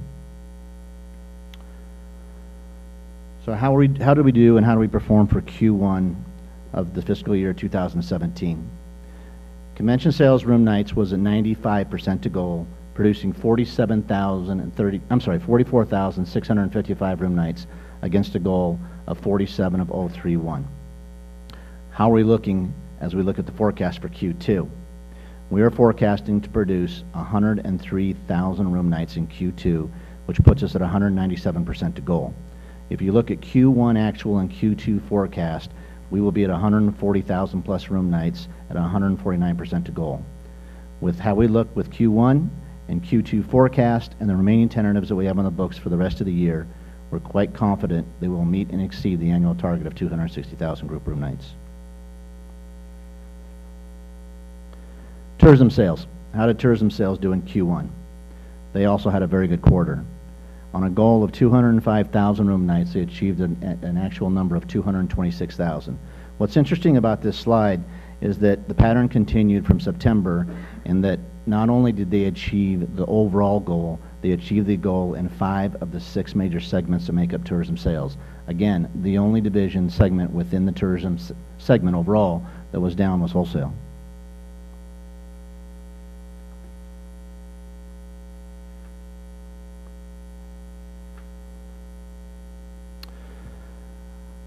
Key strategic shift also was to upgrade our presentation. Hopefully today when you arrived, you all saw the destination model that we have on display. Both our new trade show booth, 20 by 20 trade show booth, and the destination model made their debut in August of 2017 at ASA in Toronto. We also used both the trade show booth and the destination model at Interbike in September in Las Vegas and IMEX in October in Las Vegas, and the model is en route to Holiday Showcase, which will be displayed next week in Chicago. I can tell you, for someone that was actually participating in all these shows where the new booth and the new trade show booth and the new destination model have been present, it's been extremely well received. The model is what we call a hook.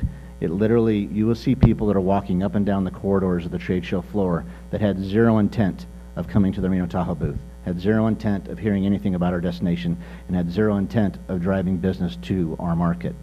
The curiosity of people stopping, looking, why are all these people around this 5x7 model of a destination? It starts the questions. It allows our salespeople to engage them. They grab them. They start a conversation. And all of a sudden, that person that was heading to another appointment in a different aisle to talk about driving business to that market has just engaged in a 15-minute meeting about Reno Lake Tahoe. I would say on average, we are increasing our number of appointments by show in the 15 to 20 range because of the people come to see our booth and see our model. What's nice about that model, just to add, obviously I like the model, was my idea. It's one of the few things I brought to the table. So, is that it truly shows the proximity of our resorts to Lake Tahoe, to our facilities that we run and operate, and also, of course, to the Reno Tahoe International Airport.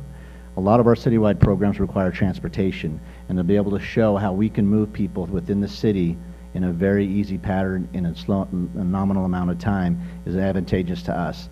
To provide visual aids over the internet, or have people go to our website or talk about the destination is one thing, but to actually show them a product of what our destination represents is another. At the November retreat, Chairman Lucy requested to put a policy in asking all of our board members to attend one of the shows that we attend over the course of the fiscal year. So the team put together these next two slides. The first slide is it relates to convention sales of shows that we felt were relevant, that for all of one of you to wanted to attend, starting from as early as January at PCMA in Nashville, to Destination Showcase in Washington, D.C. in February, to the National Association of Sports Commissions in April of San Diego, and possibly IMEX in Las Vegas. Some great cities, some great shows, and it really provides you the opportunity to see what we do and how we do it. On the leisure side, we've identified 5 shows. The Travel Nevada Canada Sales Mission, which is in March, in Toronto, Calgary, Vancouver. The U.S. Travel Association IPW in Denver in May. We conduct sales missions, which Art and his team started this year. We're very successful. We'll continue into the next fiscal. September, Seattle, Portland, the Northwest, and then November in Los Angeles. The last show, for some reason Art tells me we're going to have a lot of demand to attend, is this Nevada UK Sales Mission in London. So first come, first serve on that one. I don't know who's going to jump on that one. We canceled that show. Excellent, excellent. So where are we moving forward in the next 12 to 18 months? Obviously, our number one priority is to do everything we can to meet and exceed the targeted goal of 260,000 room nights. Just to reiterate what I mentioned earlier, based on Q1 production, Q2 forecast, legacy accounts, and what we have on the books in terms of tentative that we're confident will turn in the next 6 months, we will meet and exceed that 260,000 room night goal. Conventions and groups as it relates to corporate sales. Through the DMO organization, we see a very small percentage of our total mix representing the corporate segment. Most of our business comes through as association, sports, and through leisure. We feel that there's tremendous opportunity to grow that number and source those leads to all of our hotel partners. We realize that a lot of that business is going direct. There's no reason why we can't capture more corporate business in our market. With the addition of the Bay Area office, Atlanta, Las Vegas, and soon to be Chicago, we're extremely confident the percentage of business that we are achieving through corporate will go up and source those leads to all of you. Bowling and equestrian, sports, jackpot sports. The focus there is to really look at secondary sports. We all know that the team has done an excellent job in bringing sports business throughout the months of March through September. Unfortunately, a lot of that business is weekends, and occupancy in our destination has gone up. Rates have gone up. And maybe that business isn't quite as desirable as it once was. The focus for the sports team is to really look at secondary sports, gymnastics, esports, karate. What's nice about those sports is they meet off-season, and they tend to have less reliance on occupying weekend inventory. The team is also focusing and working with our colleagues at the NBS and the Livestock Event Center and looking at incremental bowling and equestrian events and driving room nights to our partners in that direction as well. As it relates to convention sales, media buy, again, related to the sponsorships that we inherited, a lot of the media buys were packaged into those sponsorships. We felt that we truly weren't getting our bang for our buck, So in working with our partners at EXL Media and of course our partners in the marketing department, we are now going direct. We are buying direct, we're negotiating direct, we're getting more bang for our buck, and we're putting our brand in places that are more relevant to drive corporate, convention, association, and sports room nights. We'll focus more on digital versus print. We'll continue our web and email campaigns through third parties, which are conducted by Marcus Johnson. We'll continue our monthly newsletters, which was Mr. Phil DeLone's idea, Tourism and Convention. It's a unique way to really communicate and non-traditional from other newsletters to tell them about what's going on in Reno, what's happening in our city, expansions, capital improvement, growth, new ideas, awards that we've won. And finally, we'll expand our media presence on CVent, which is the #1 lead generating tool in the industry. Some of the monies that were allocated in sponsorships we obviously rescinded. We're asking our to increase our events and signature events within our regional offices. We feel it's extremely relative for our regional offices to do these signature high-end events to get people out. It's very competitive out there. A lot of people have regional offices in different cities, and we need to focus on doing events that are going to draw the quality and quantity meeting planners to come and engage and talk to our people, establish relationships, and hear about Reno Tahoe. Any questions? Yes, Mr. Wowo. Yeah, just a quick one. I think it's really interesting that you guys are going to look at secondary sports. Knowing where the market's going right now, esports is really, it's a multi-billion-dollar industry internationally. And if we are looking to expand our efforts to go international with some of our travel, I think that's a great area to start. So are there any plans in place for going after these right now? Are you targeting specific managers and regions to go after this? There are. So Shelley Fine and Nick Succamoga, who oversee our sports division, they're hitting everything they possibly can. Shelley was in Las Vegas about a month ago, meeting with a gentleman who runs esports tournaments. Obviously that's blown up. Las Vegas has actually gotten very aggressive going after that market, even building facilities to cater to that market. The question is it relevant in this market at this time? It's obviously catering primarily to people that are playing video games all day, right? And so they're not on the casino floor, they're generally not near restaurants. So what is the net profitability for that customer? Okay? Mr. Dillard. Thanks for the information very much, Mike. Question is, you had a production target of 260,000? That's correct. Is that incremental, or is that the gross target number? That's the gross convention group room night number. And is that, what % increase is that, or is it? We were at 238,000 last year, was our goal. So we'll go from 238 to 260. Quick math, yeah, 8%, is that 7%? Yeah, Sorry. I trust you on that one. So, but we're adding 4 different new market sales offices. Correct. To produce that. Is that, how much? Right. So in the world of convention and group sales, obviously a lot of our business, as I stated, is coming through the association market and sports market. The lead time in attracting that business and booking that business generally is 2 to 4 years.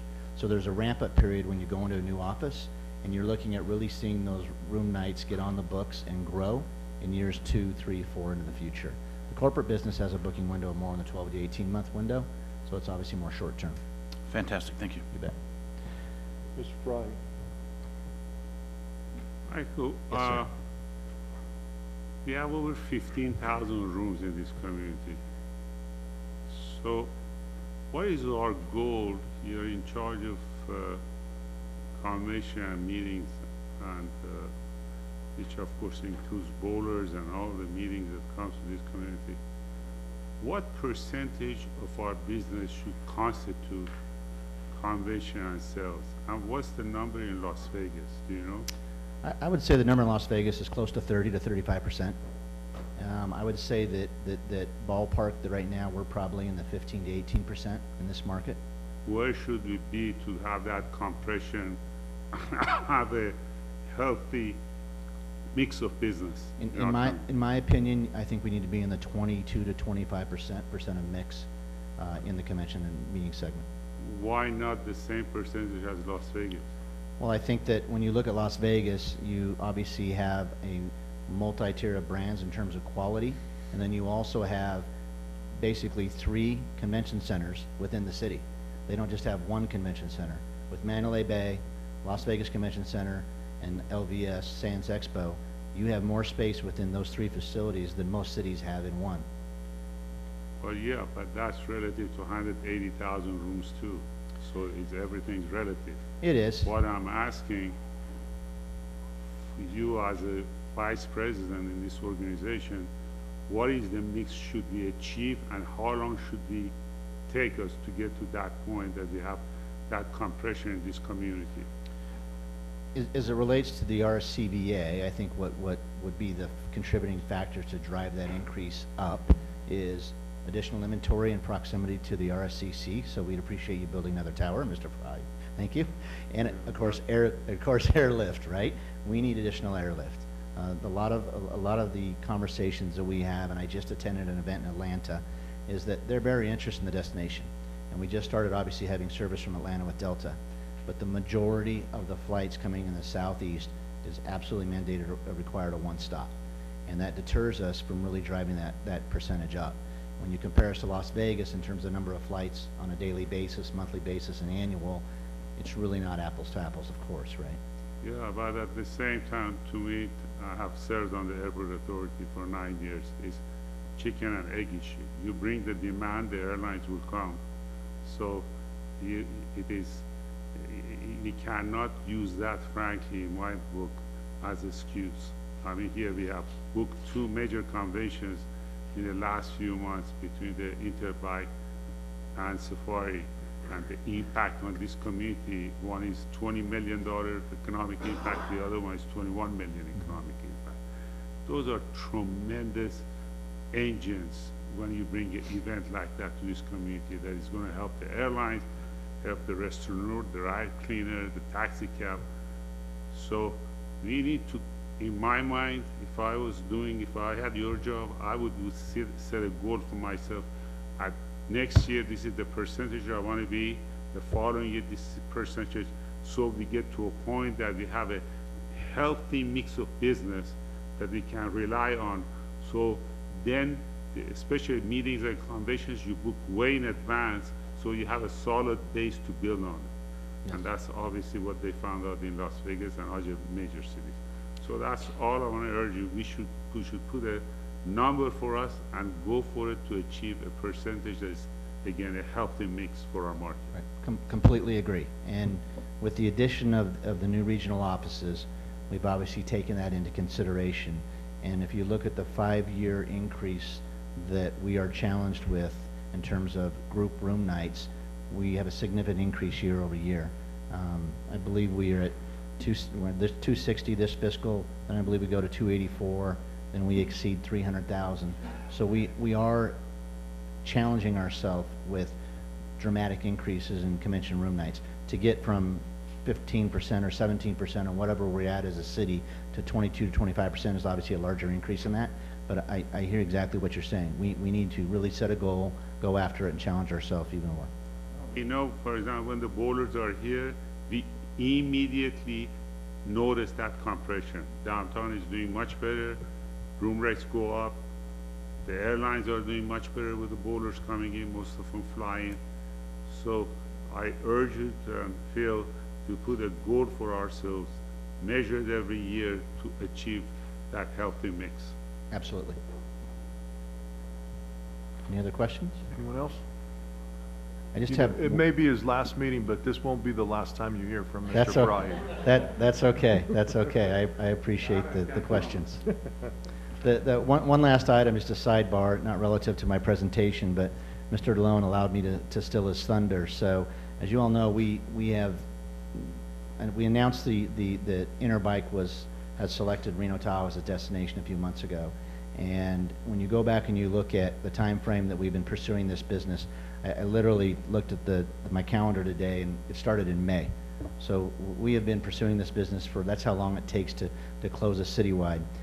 There's a lot of moving parts. There's a lot of things that transact. There's a lot of negotiations. There's a lot of contracts to review between our legal and their legal. But I'm happy to say that when you finally see pen to paper and you have a letter of agreement that was signed, we know that the business is going to the bank. And last night we received from Lori Jenks, the Senior Vice President of Emerald Exposition, who owns and manages Interbike and 60 other shows, the signed letter of agreement. So we are official. Thank you. If there's no other questions, I will like to turn it over to Mr. Art Jimenez, who will do a deeper dive into tourism sales. Thank you.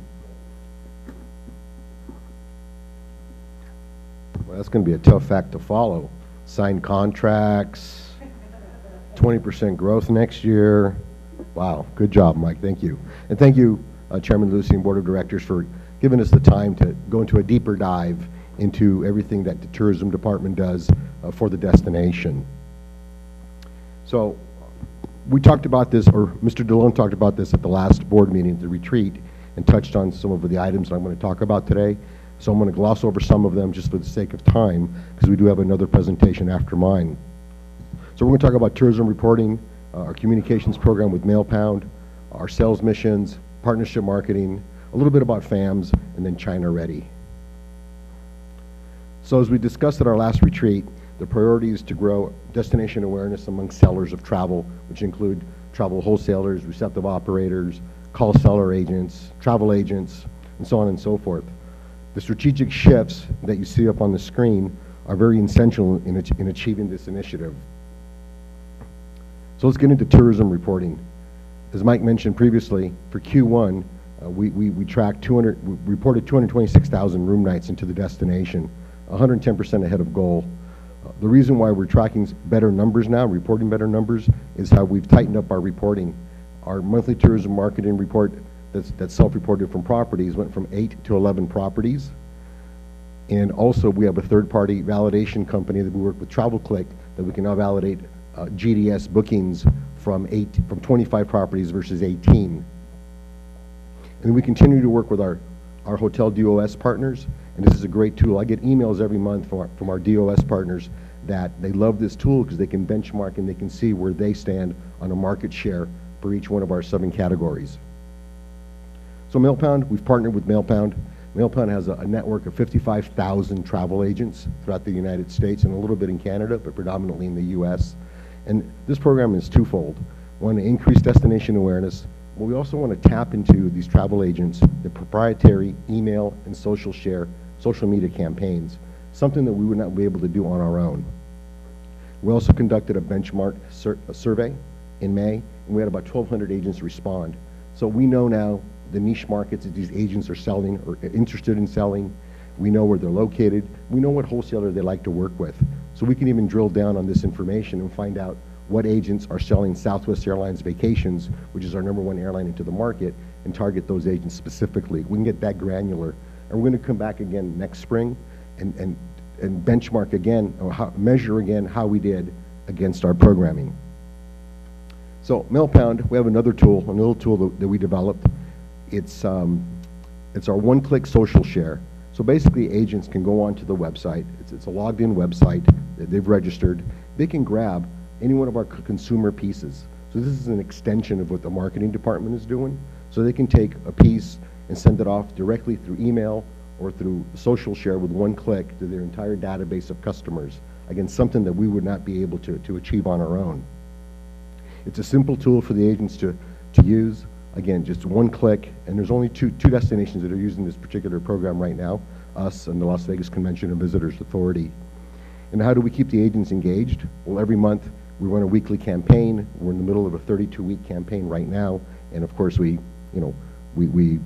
provide them with Amazon gift cards to keep them engaged on this program. Our sales missions, this year we came back into the sales mission market, which we have not been in there in about 15 years. And we went up to the Northwest, the Pacific Northwest, and into Southern California. And we did this on purpose because we wanted to align our programming with the marketing messaging. And for example, we conducted a sales missions in Mexico, and that was aligned with our programming that we're partnering with Price Travel, Expedia, Priceline, and Best Day Travel Group in that market. So we wanted to align all of our efforts at the same time. Partnership marketing. This is probably the biggest area where we've made changes. So we continue to work with key travel partners, and that includes only working with key partners. We want to focus on our top origination markets, both domestically and international. And at the same time, we want to expand our consumer and travel trade reach. So these are the partners that we're currently working with right now, and we're only halfway through the fiscal year. We have more on tap for next year.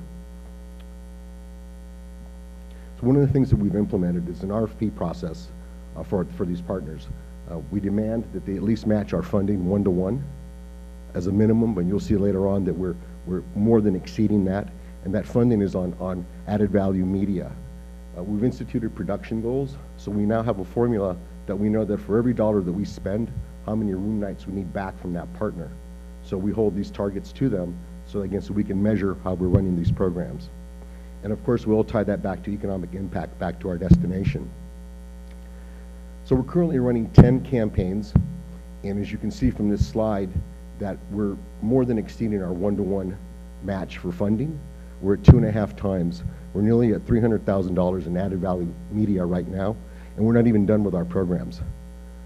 So we know that for these programs, we needed 13,000 room nights to break even. We're at 39,000 room nights so far, so we well have exceeded where we needed to be for our ROI. And what does this translate into? Just these 10 campaigns year to date have generated 90,000 visitors, which is a revenue of $38 million into the destination. And of course, we all know the trickle effect, anywhere from $4 to $7 that trickles through our city as well. So we think that this programming is working for our destination, and we're constantly fine-tuning who we work with and how we work with them. So FAMs, just real briefly, we upgraded our VIP FAM over the summer. We hosted some China golf tour operators over the summer as well. And I don't want to jinx this, but we're working with a tour operator that came on that FAM from China, and we're looking to bring in about 250 golfers from mainland China next spring for 5 days of a 5-day golf tournament. So hopefully we'll nail that by the end of the year. Our Volaris FAM coincided with our fall-winter co-op that's running right now in Mexico. We want to make sure that we keep those flights full coming in from Guadalajara. And then I'd like to shift a little bit now to China. I know that we talked about China at the retreat, and Mr. DeLone brought up that programming, and we had direction from the board to proceed this type of programming. So first of all, China is, as part of our 5-year strategic plan, it's a strategic board priority. So why China now? Well, China is a maturing market. I can tell you that over the last 3 to 5 years, this market has grown. And I'll tell you that when you used to go to a trade show 5, 6 years ago, and you got an appointment from a Chinese tour operator, you just cringed. There was a language barrier. You didn't know if they were a real tour operator or if they're just bringing the series business, bus business. And today, as you go to National Tour Association, AVA, IPW powwow, people are fighting for these appointments. And if we open representation in China, we'll be able to drill down and figure out who the real tour operators are that are bringing business to the United States and then potential for our destination. If you look at world visitation, you can see that in 2014, there was 107 million visitors from China that traveled all over the world. And look at the growth to 122 million in 2016. That is a lot of growth coming out of that market, and it hasn't even started to peak of the potential that they're going to have over the next 10 years. But yet, only 2% visit the United States. Now, I don't want you to look at this negatively. Look at it as there's a lot of timber out there. Okay? We need to go after our fair share of this market, and we're doing very well at 2%, but we want to get that number up there even more so. And it's going to take a lot of work working with U.S. Travel and Brand USA as well. So U.S. visitors, we had 2.6 million visitors last year, and we're tracking about 3 million this year. Tourism numbers came out last week, and international visitation is way down to the United States for a variety of reasons, whether it's the Trump effect, whether it's a strong dollar, a weak economies in Brazil. Those numbers are down, but the China numbers continue to project on a flat to higher level, and we expect about 3 million visitors this year.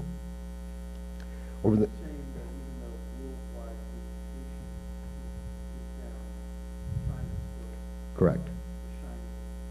Correct. Exactly. China, Canada is back up just 3.3%, and Germany is up.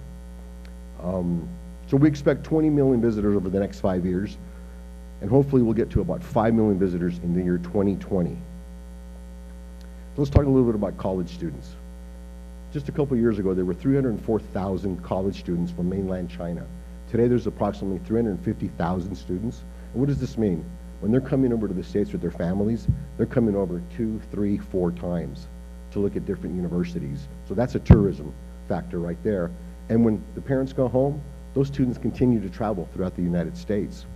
If this segment were a country, college students from China, they'd be in the top 25 countries coming to the United States.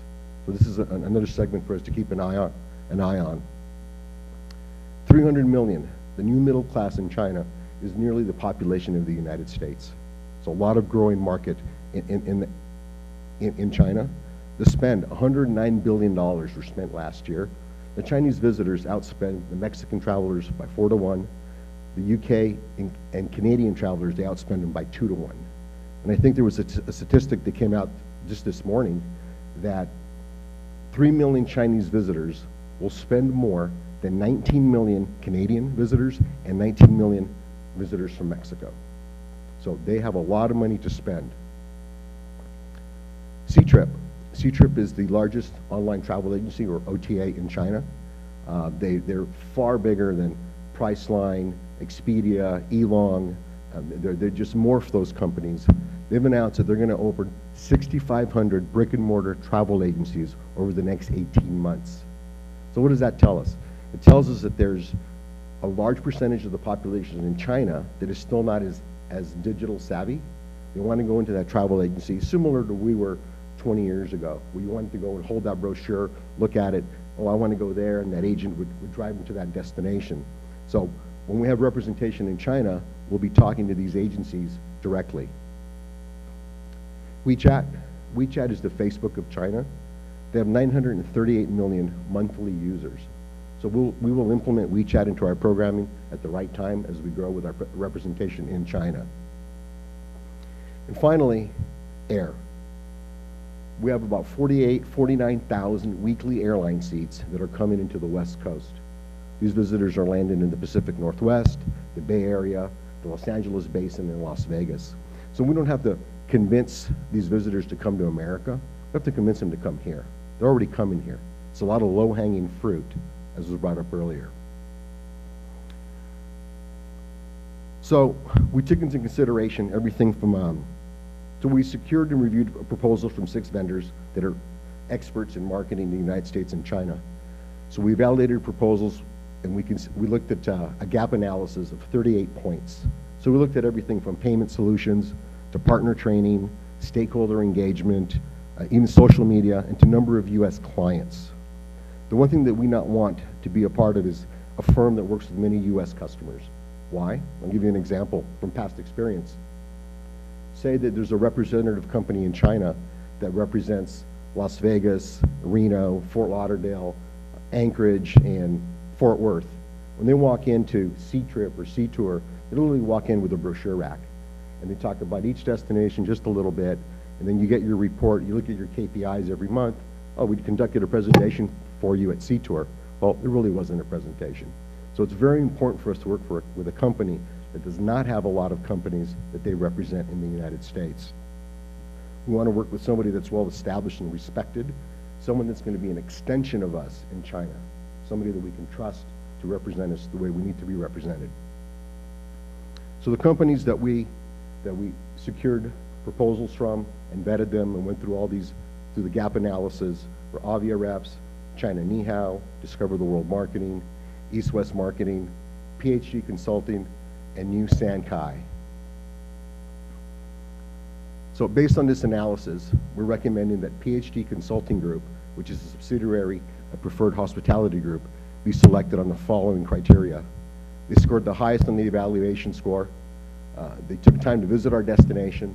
They had the most comprehensive proposal, and Reno Tahoe will be their only U.S. destination.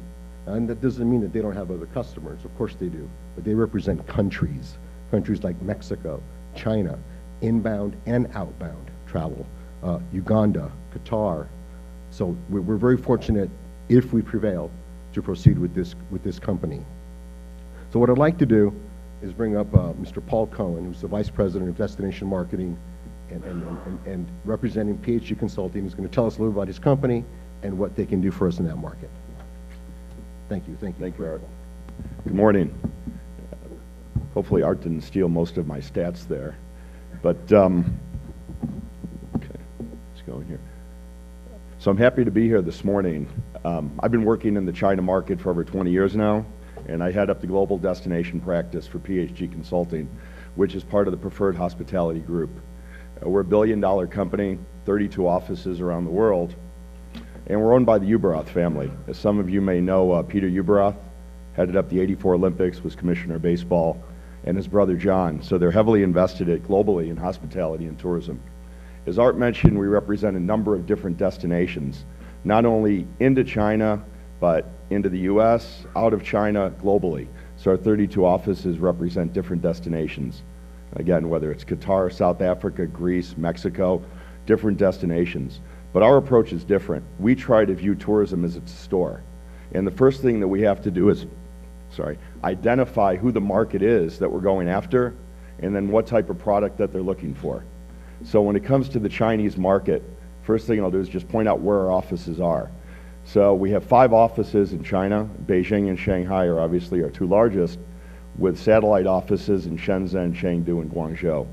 Now, unlike the US, when you look at different sizes of cities, the average city size in China is well over 20 million people. So they're all very large. Now, when you look at your figures, when you start looking at where they're coming from in China, they're coming from everywhere because the population is growing. So what I'm going to do first is I'm going to give you an overview of the China market, and then I'm going to talk about what our plan is on how we want to reach the target market. So again, Art mentioned the spend. That's actually something that's very important. You know, we saw today the numbers came out from U.S. Travel that 3 million Chinese spend more than 19 million Canadians or 19 million Mexicans. So it's huge. So $7,200 is the average spend when they come here. In a little bit, we'll talk about what they spend the money on. So where are the numbers? All right. In 2017, when the year finishes out, there'll be about 3 million Chinese that travel here. But again, that's going to grow to about 5 million over the next few years. And why is that going to grow? Right. The middle class is very strong. And you look at a population with 200 million people, there's 300 million folks in the middle class. That's, you know, close to the population of America. Next, they want to travel, they want to see the world. You know, when their parents grew up and they grew up, it was a closed society. They weren't leaving China, they weren't going anywhere. Now they want to go out and see something. They want to see something that's unique and different. And that doesn't necessarily mean they want to see Las Vegas, they want to see the Statue of Liberty. They want to see anything. They want to see bowling alleys. They want to see things that they can't see at home. In a little while, we'll talk about what Reno Tahoe has that they're going to be looking for. But again, they're free to see the world. They also watch American television shows. They watch movies. So when they see things, when they see Beverly Hills Cop and they see the different TV shows, they're interested in coming here and seeing how the American folks live. Visiting the friends and family. Over the years, as Art mentioned, the student population has grown. And as they come over here to study, some stay here, some families migrate here, so they want to come over and visit the friends and family. But when they do, they're going to join their friends and family and travel around the country. Art talked about education, so I don't have to get into that. But what I will mention is the largest market for education in the U.S. is actually the Boston area. As their kids grow up, they want all their kids to go to Harvard, MIT, so they're all going to the Boston area to look at that area when their kids are 2 and 3 years old, because they think all their kids are going to go to Harvard. The second growing area is the Bay Area. Stanford, Berkeley, that area as well. So when they come over here, they'll obviously be coming down here at the same time. Now, what we want to do is we want to divide the tourists really into 2 segments. You have the Chinese middle class and upper class tourists. They're going to spend a lot of money when they come over here. And then you have the escorted and the group tours. So first, on the luxury side, those are the ones that are spending money when they come here. And what do they want to spend their money on?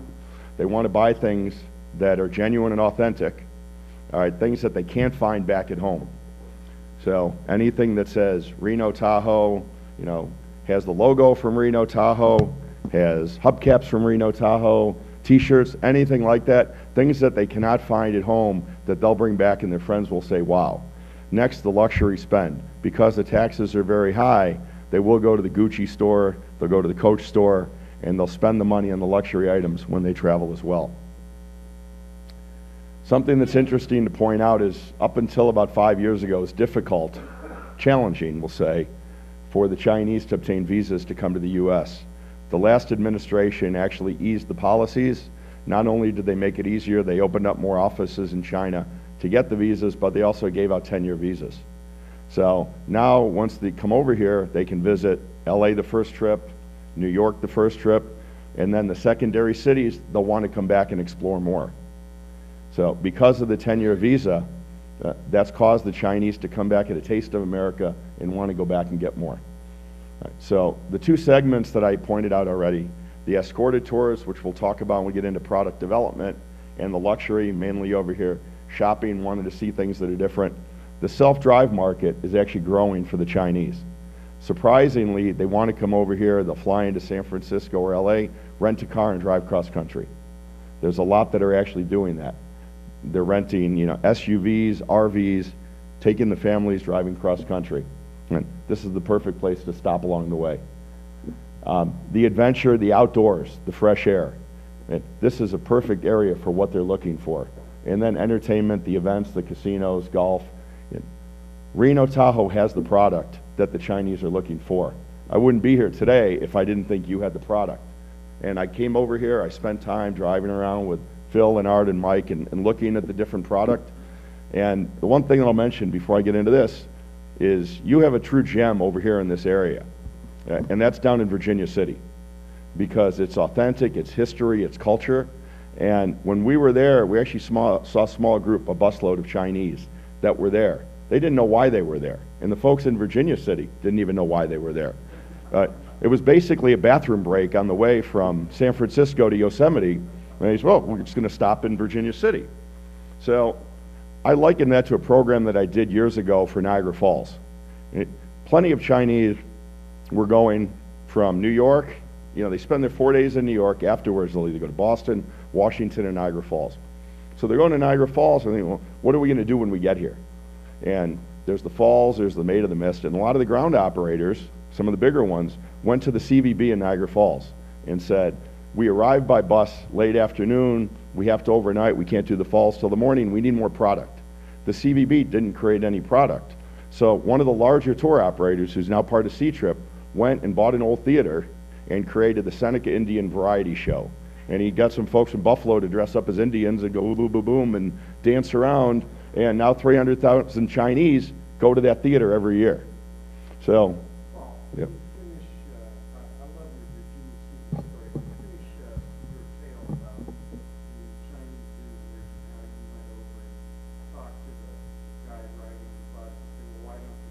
Right.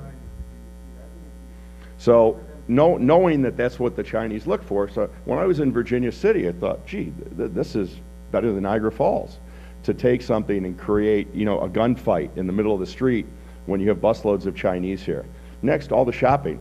We're going to talk about how Chinese pay with China Union Pay, you need certain signage, but there was none of that.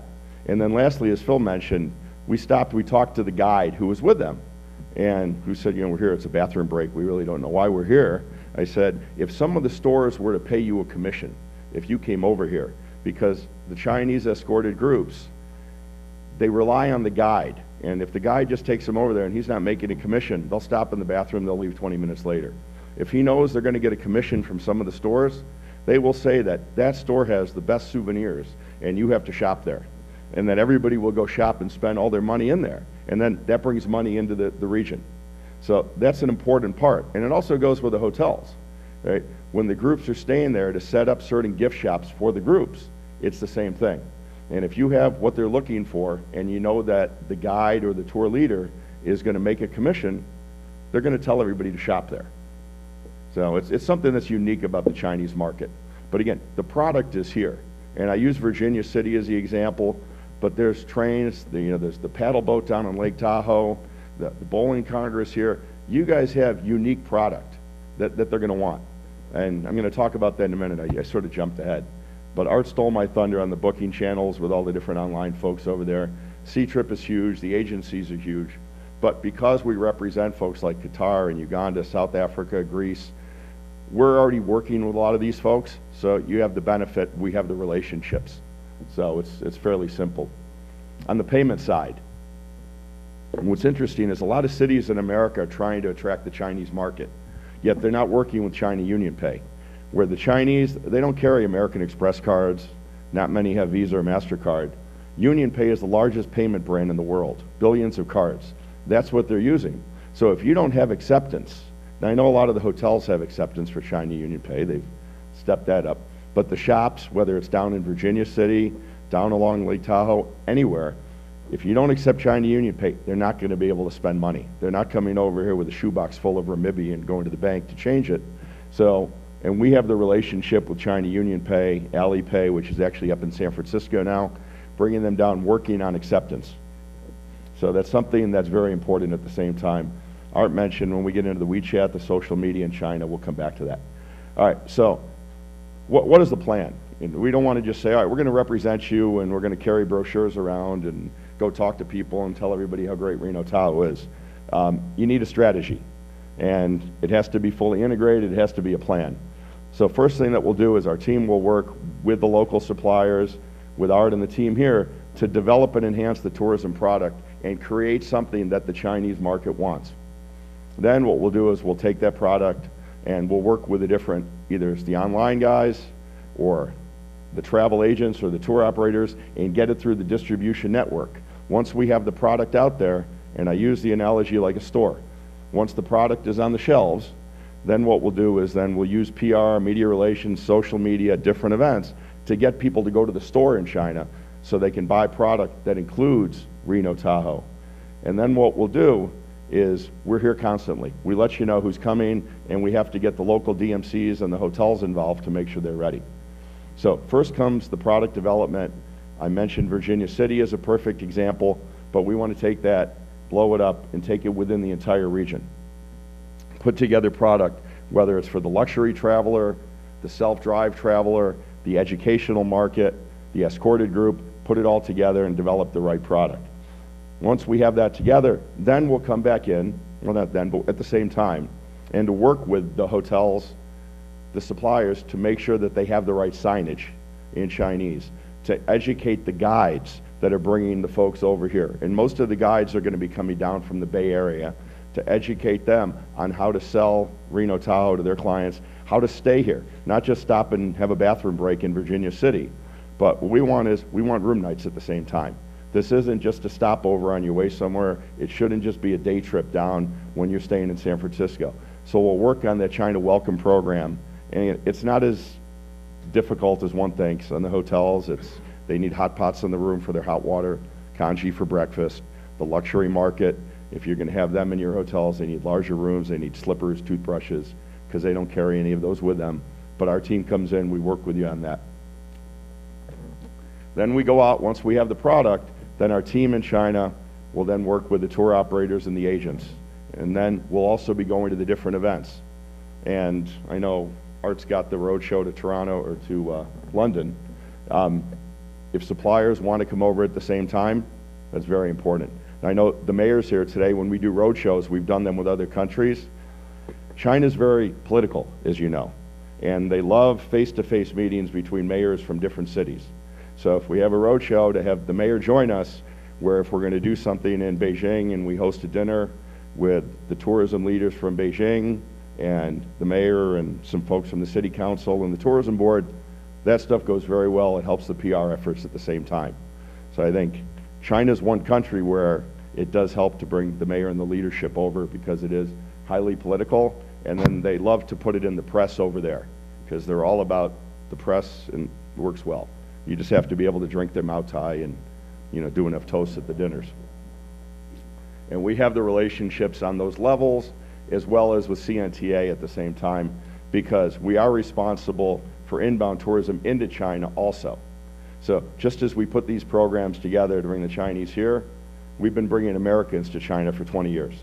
So we work in the different cities in China to get them ready for the Americans, which I could tell you is by far more difficult than this.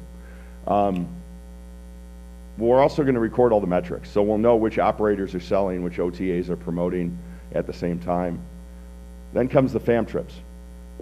Once we have the operators that are very interested, we'll bring them over here. But what we're going to do is we're going to partner with San Francisco and some of the folks in the Bay Area, because I think that's the most important part right there. Yeah, I know in the past, some people say, well, Reno's in Nevada, maybe it should be part of Las Vegas. I think the reality is when we did the research, it's really partnering with San Francisco and the Bay Area, because there's more Chinese going to that area than anywhere else other than New York right now. And then when they're done with their time in San Francisco, they're going up to Napa, they're going down to Monterey, they're going to Yosemite, and we're right in the middle. So we want to partner with them. So when we create the itineraries for the fam trips, we'll partner, so we'll get San Francisco to host them for a couple nights, and then down here for a couple nights at the same time, maybe work with the national parks if they want to go to Yosemite. And then we have the relationships with the airlines, because again, we're working both ways, that we have no problem getting the airline tickets to bring them over here on the fam trips. Then we'll use our PR team, again, to get all the stories out once we have the product. So I know I keep using Virginia City as the example, but we'll put that out there one week. We'll do the history, the culture, luxury, big events going on here. Our PR team is in 4 of our 5 offices in China, and they have the relationships with the press. Once that's up, then we do have to address building a website in Chinese, because that's going to be very important. That comes in as part of the program. And then the social media, driving traffic to the website, similar to what the marketing team went through today. Jennifer has her whole integrated program. That'll have to take place in China down the road as well. We actually partner with some different companies in China to build a website. So what we'll do is we'll do an RFP on your behalf and then work with you to select the company to do that. We found it easier to partner with certain companies like that. So in a way, we don't compete with folks over there. It makes it a lot easier. It's just like, we're not an ad agency in China. You know, you had a company up there that's an ad agency in China. We'll go find another company to do the creative. What we do is strategy, we do the sales, we do the development, we do the outreach, and yes, the PR and the social media. We do all that. But we don't want to be in that business where we're competing with the ad agencies. And it's the same thing we do outbound from the U.S. It just sort of keeps us like Switzerland in a way. And then our reporting is very strong. So every other month you'll get a report on, and I was showing Art some examples. This is who our teams talk to, this is what they think. At the same time, we're going to also study what else is going on within your competitive set. So reporting is very important. But the bottom line is, you know, we know the China market, we know product development, we have the team, we've been doing this for a while. I've known Mike and Art, which is honestly the main reason why I'm doing this. You know, we've been friends for a while, worked together in my previous life when I was in MasterCard, heading up a good bit of the travel division. I worked with them, and you know, so, and I believe in the region. I mean, it came out, I saw the product, and I think there's a lot of good stuff here. So I'm passionate about it, and I think wouldn't be doing it if we couldn't get some results. So any questions? I have a little piece of business first. We got to close item G2 and move on to item G3. Technically, everything you just said was not in the right order, so you have to start over. No, we're questions, Mr. Wowo. Yeah, quickly. So the $7,500 spend that Chinese travelers are coming over, is there a breakdown of that? Some of that's been their flight ticket. I mean, because if it is, that's going to be a big chunk of that $7,500. So is there more granular evidence of that? Actually, surprisingly, the flight ticket isn't that much. You know, right now, going both ways, if you wanted to buy a ticket to China, round trip is $600. For them to come here, it's $800. I think it costs me more to come here for one night than it would to go to China. So it's really not about the flight. It's really their shopping once they're here. And the other thing about it, the Chinese tourists, is that hoteliers love this because they get up early in the morning, they go out and they see everything. Well, again, casino guys might not love this, so I take that back. But they get up early in the morning, they go out, they spend money, they want to see everything. And then they come back late at night. Where, you know, some folks like Brazilians might sleep in the room all day and party all night. But the Chinese will go out and they'll spend the money and they'll shop and they'll see everything and they'll go to 4 different attractions during the day. So I think that's really where the money is going. And they believe in spending money when they travel because they want to see it all, they want to do it all. Mr. Dillard? Is this an opportunity that you see will just further peak the peaks when we're busy normally seasonally, or is this something that fills in the gaps and helps to level it out more? That's a good question. The Chinese are pretty much traveling year-round. There are some peaks, and this was just an abbreviated presentation. The peaks would be 2 weeks around Chinese New Year, which is generally in February. The May holiday, the first week of May is their national holiday, and the first week of October is their national holiday. Those are their main travel times. However, they travel year-round. The other thing is they're not coming here because they're not going to go sit on the beach in Lake Tahoe when they want the warm weather. They don't care about the weather. They'll come year-round, whether it's snowing, cold, warm, raining, that doesn't matter. They travel year-round. Yes, Madam Mayor. First of all, I think it's such a fascinating market, and there's so much opportunity. I probably wouldn't have been quite as sold until last week. I got to spend a week at Harvard, and they put a whole bunch of different leaders at these tables. And my table, it was all Chinese students, but they kept saying, you can't sit there, you can't sit there. I mean, they didn't want to sit there because of me, but because I was a mayor, they wanted to sit there. But what I thought was really fascinating is, first of all, they love to take selfies, but second of all, I would say, so have you heard of Reno? Because I thought for sure they probably hadn't. And they said, oh, absolutely. And they know a lot about, well, at least the kids that I sat with knew a lot about Reno because of a connection in San Francisco. Yep. So you could see how effective that was. I was really, really surprised. But they seemed incredibly eager. They're very polite, extremely polite. And I even exchanged some emails with several of them. And so I said, you know, we look to you guys to be future mayors. So I think it's a tremendous, tremendous opportunity. So, and it sounds like you're just doing it because you like us and you like these guys. And so we expect a really good deal. Well, Anyway, again, I want to be involved in something where we can make a difference. Mhm. You know, I don't want to represent a destination right now if there's already so many tourists going. If you're here, you only have one way to go. How, Here we'd rather go up. just out of curiosity, how well does Las Vegas do this market? I mean, I can let Art answer that later, but it goes up and down. I think, you want to talk about that? Las Vegas entered the China space about 3 years ago with representation. So they're not as ahead as we would think. In fact, it was only about a month and a half ago that they brought their hotel partners together to even talk about payment solutions with Alipay and China Union Pay and WeChat. So in theory, we're not that far behind. However, we need to get on board because, you know, we need to get our product on the shelf. That wave is coming, and we've got to be ready. I think the reason why I said it goes up and down, there's really two issues. One, Las Vegas is known in China. Sure. Now, the government 4 years ago had this crackdown on graft and corruption and uber luxury, and Las Vegas was tied into that. So they had this policy, no Chinese official could go to Las Vegas. And when that was going on, if you were a wealthy Chinese, you didn't want to be seen in Las Vegas either. So that caused it to go, you know, up and down. That's done now.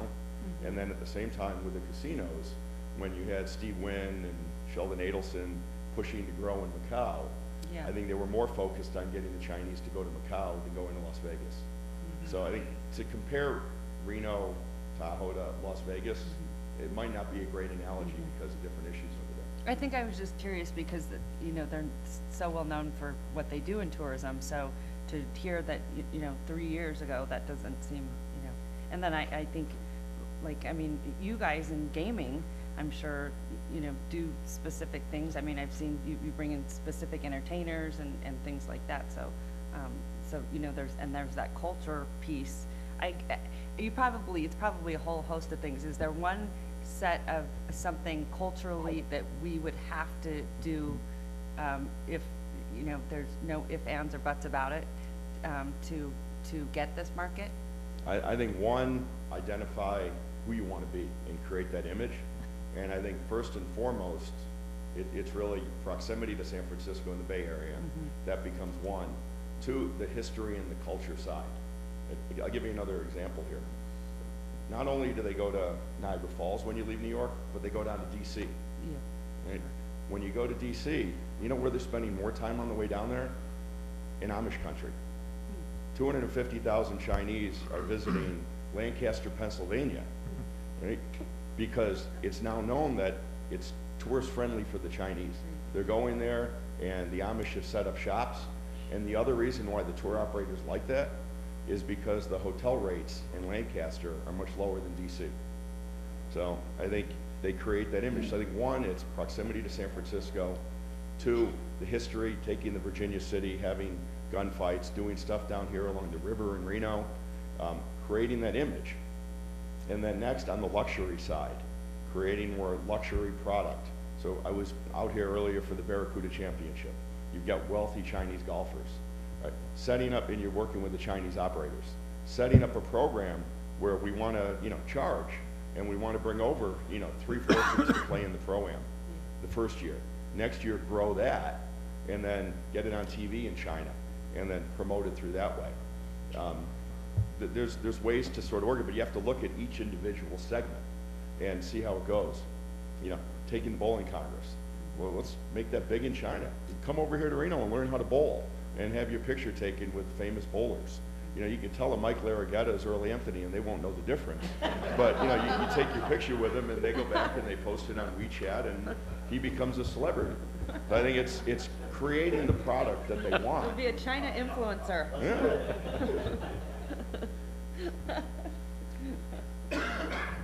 Any other questions? Yeah.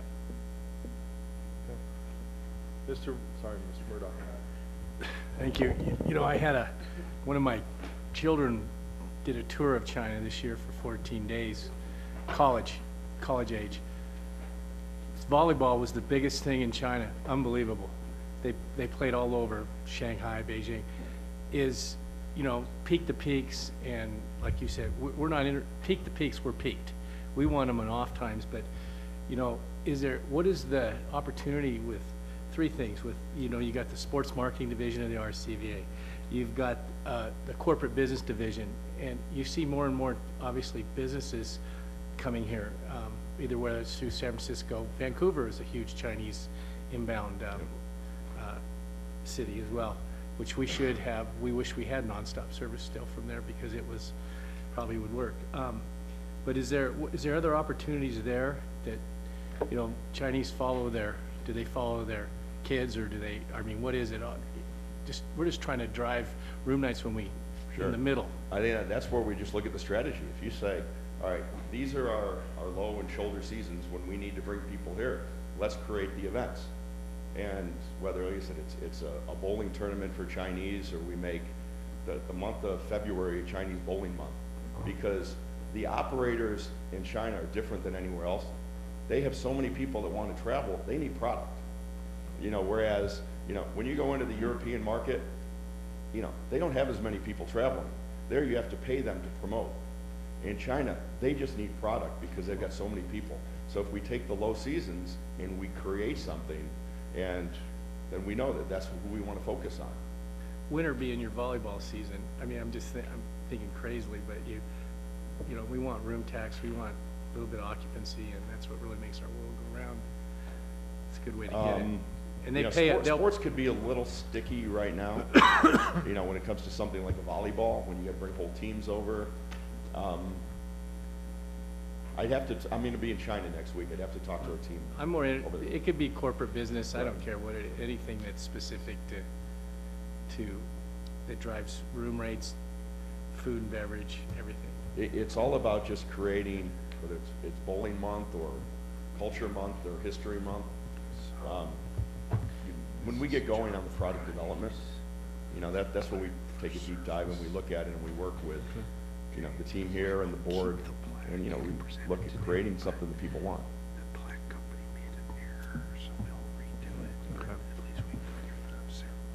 Anyone else? I like the idea of creating a bowling tournament for Chinese. Just fill up our bowling stadium, just number one. Good gosh. And then throw a bull riding event in the same deal. Maybe we can turn a profit some of these places. Bull riding and bowling, and package it all together. Those are the kind of things that they love. It's just unique. I mean, there's no bull riding in China. You know, Yeah, I think all that's cool stuff. All right, do we have no more questions?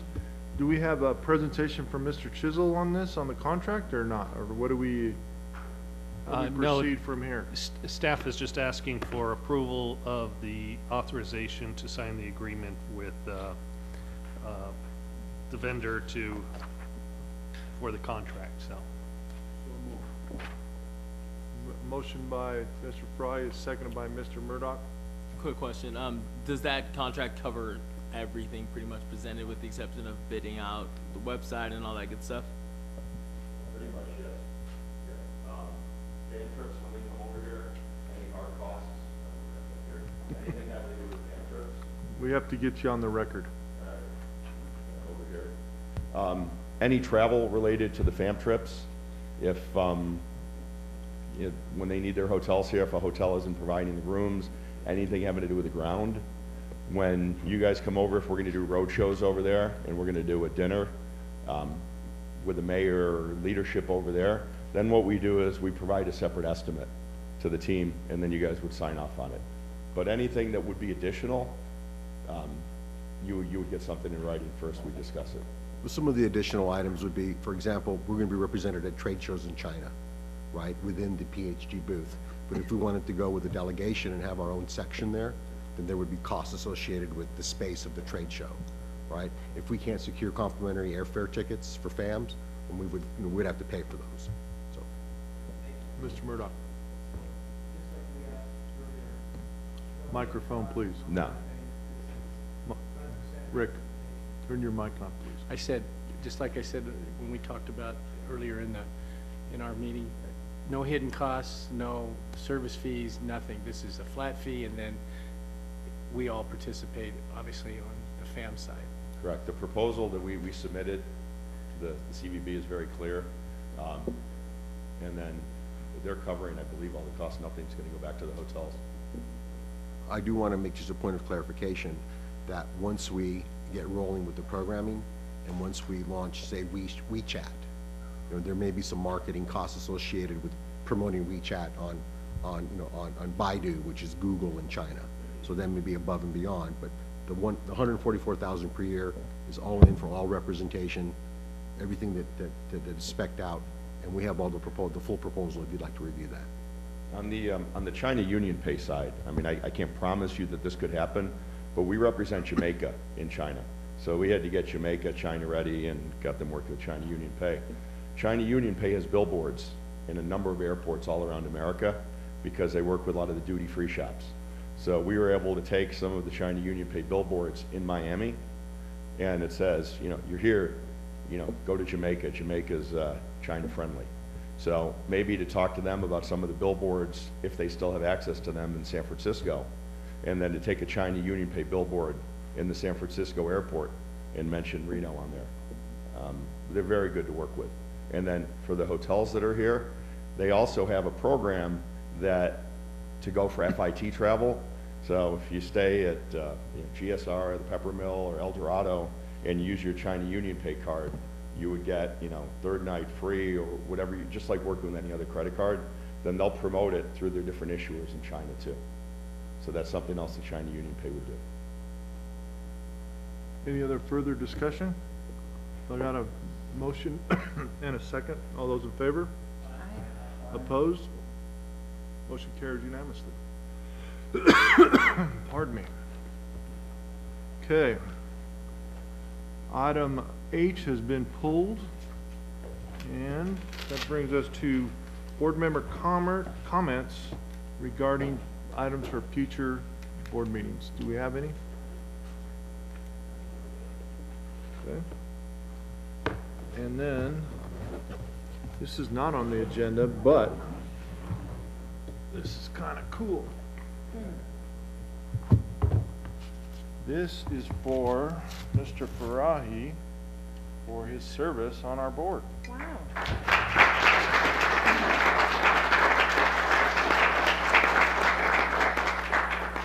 That's pretty cool, except you can't have it right now. They spelled your name wrong. No, there is an error Mr. Fry, there was a small error, so we have one being shipped this week, and we'll have the corrected version delivered to your office. Let me just say that I had the pleasure of serving on this board a couple of times before, and truly this last time that I've been on this board for the last 4 years, this is by far the most productive board of RSCVA that I have served on.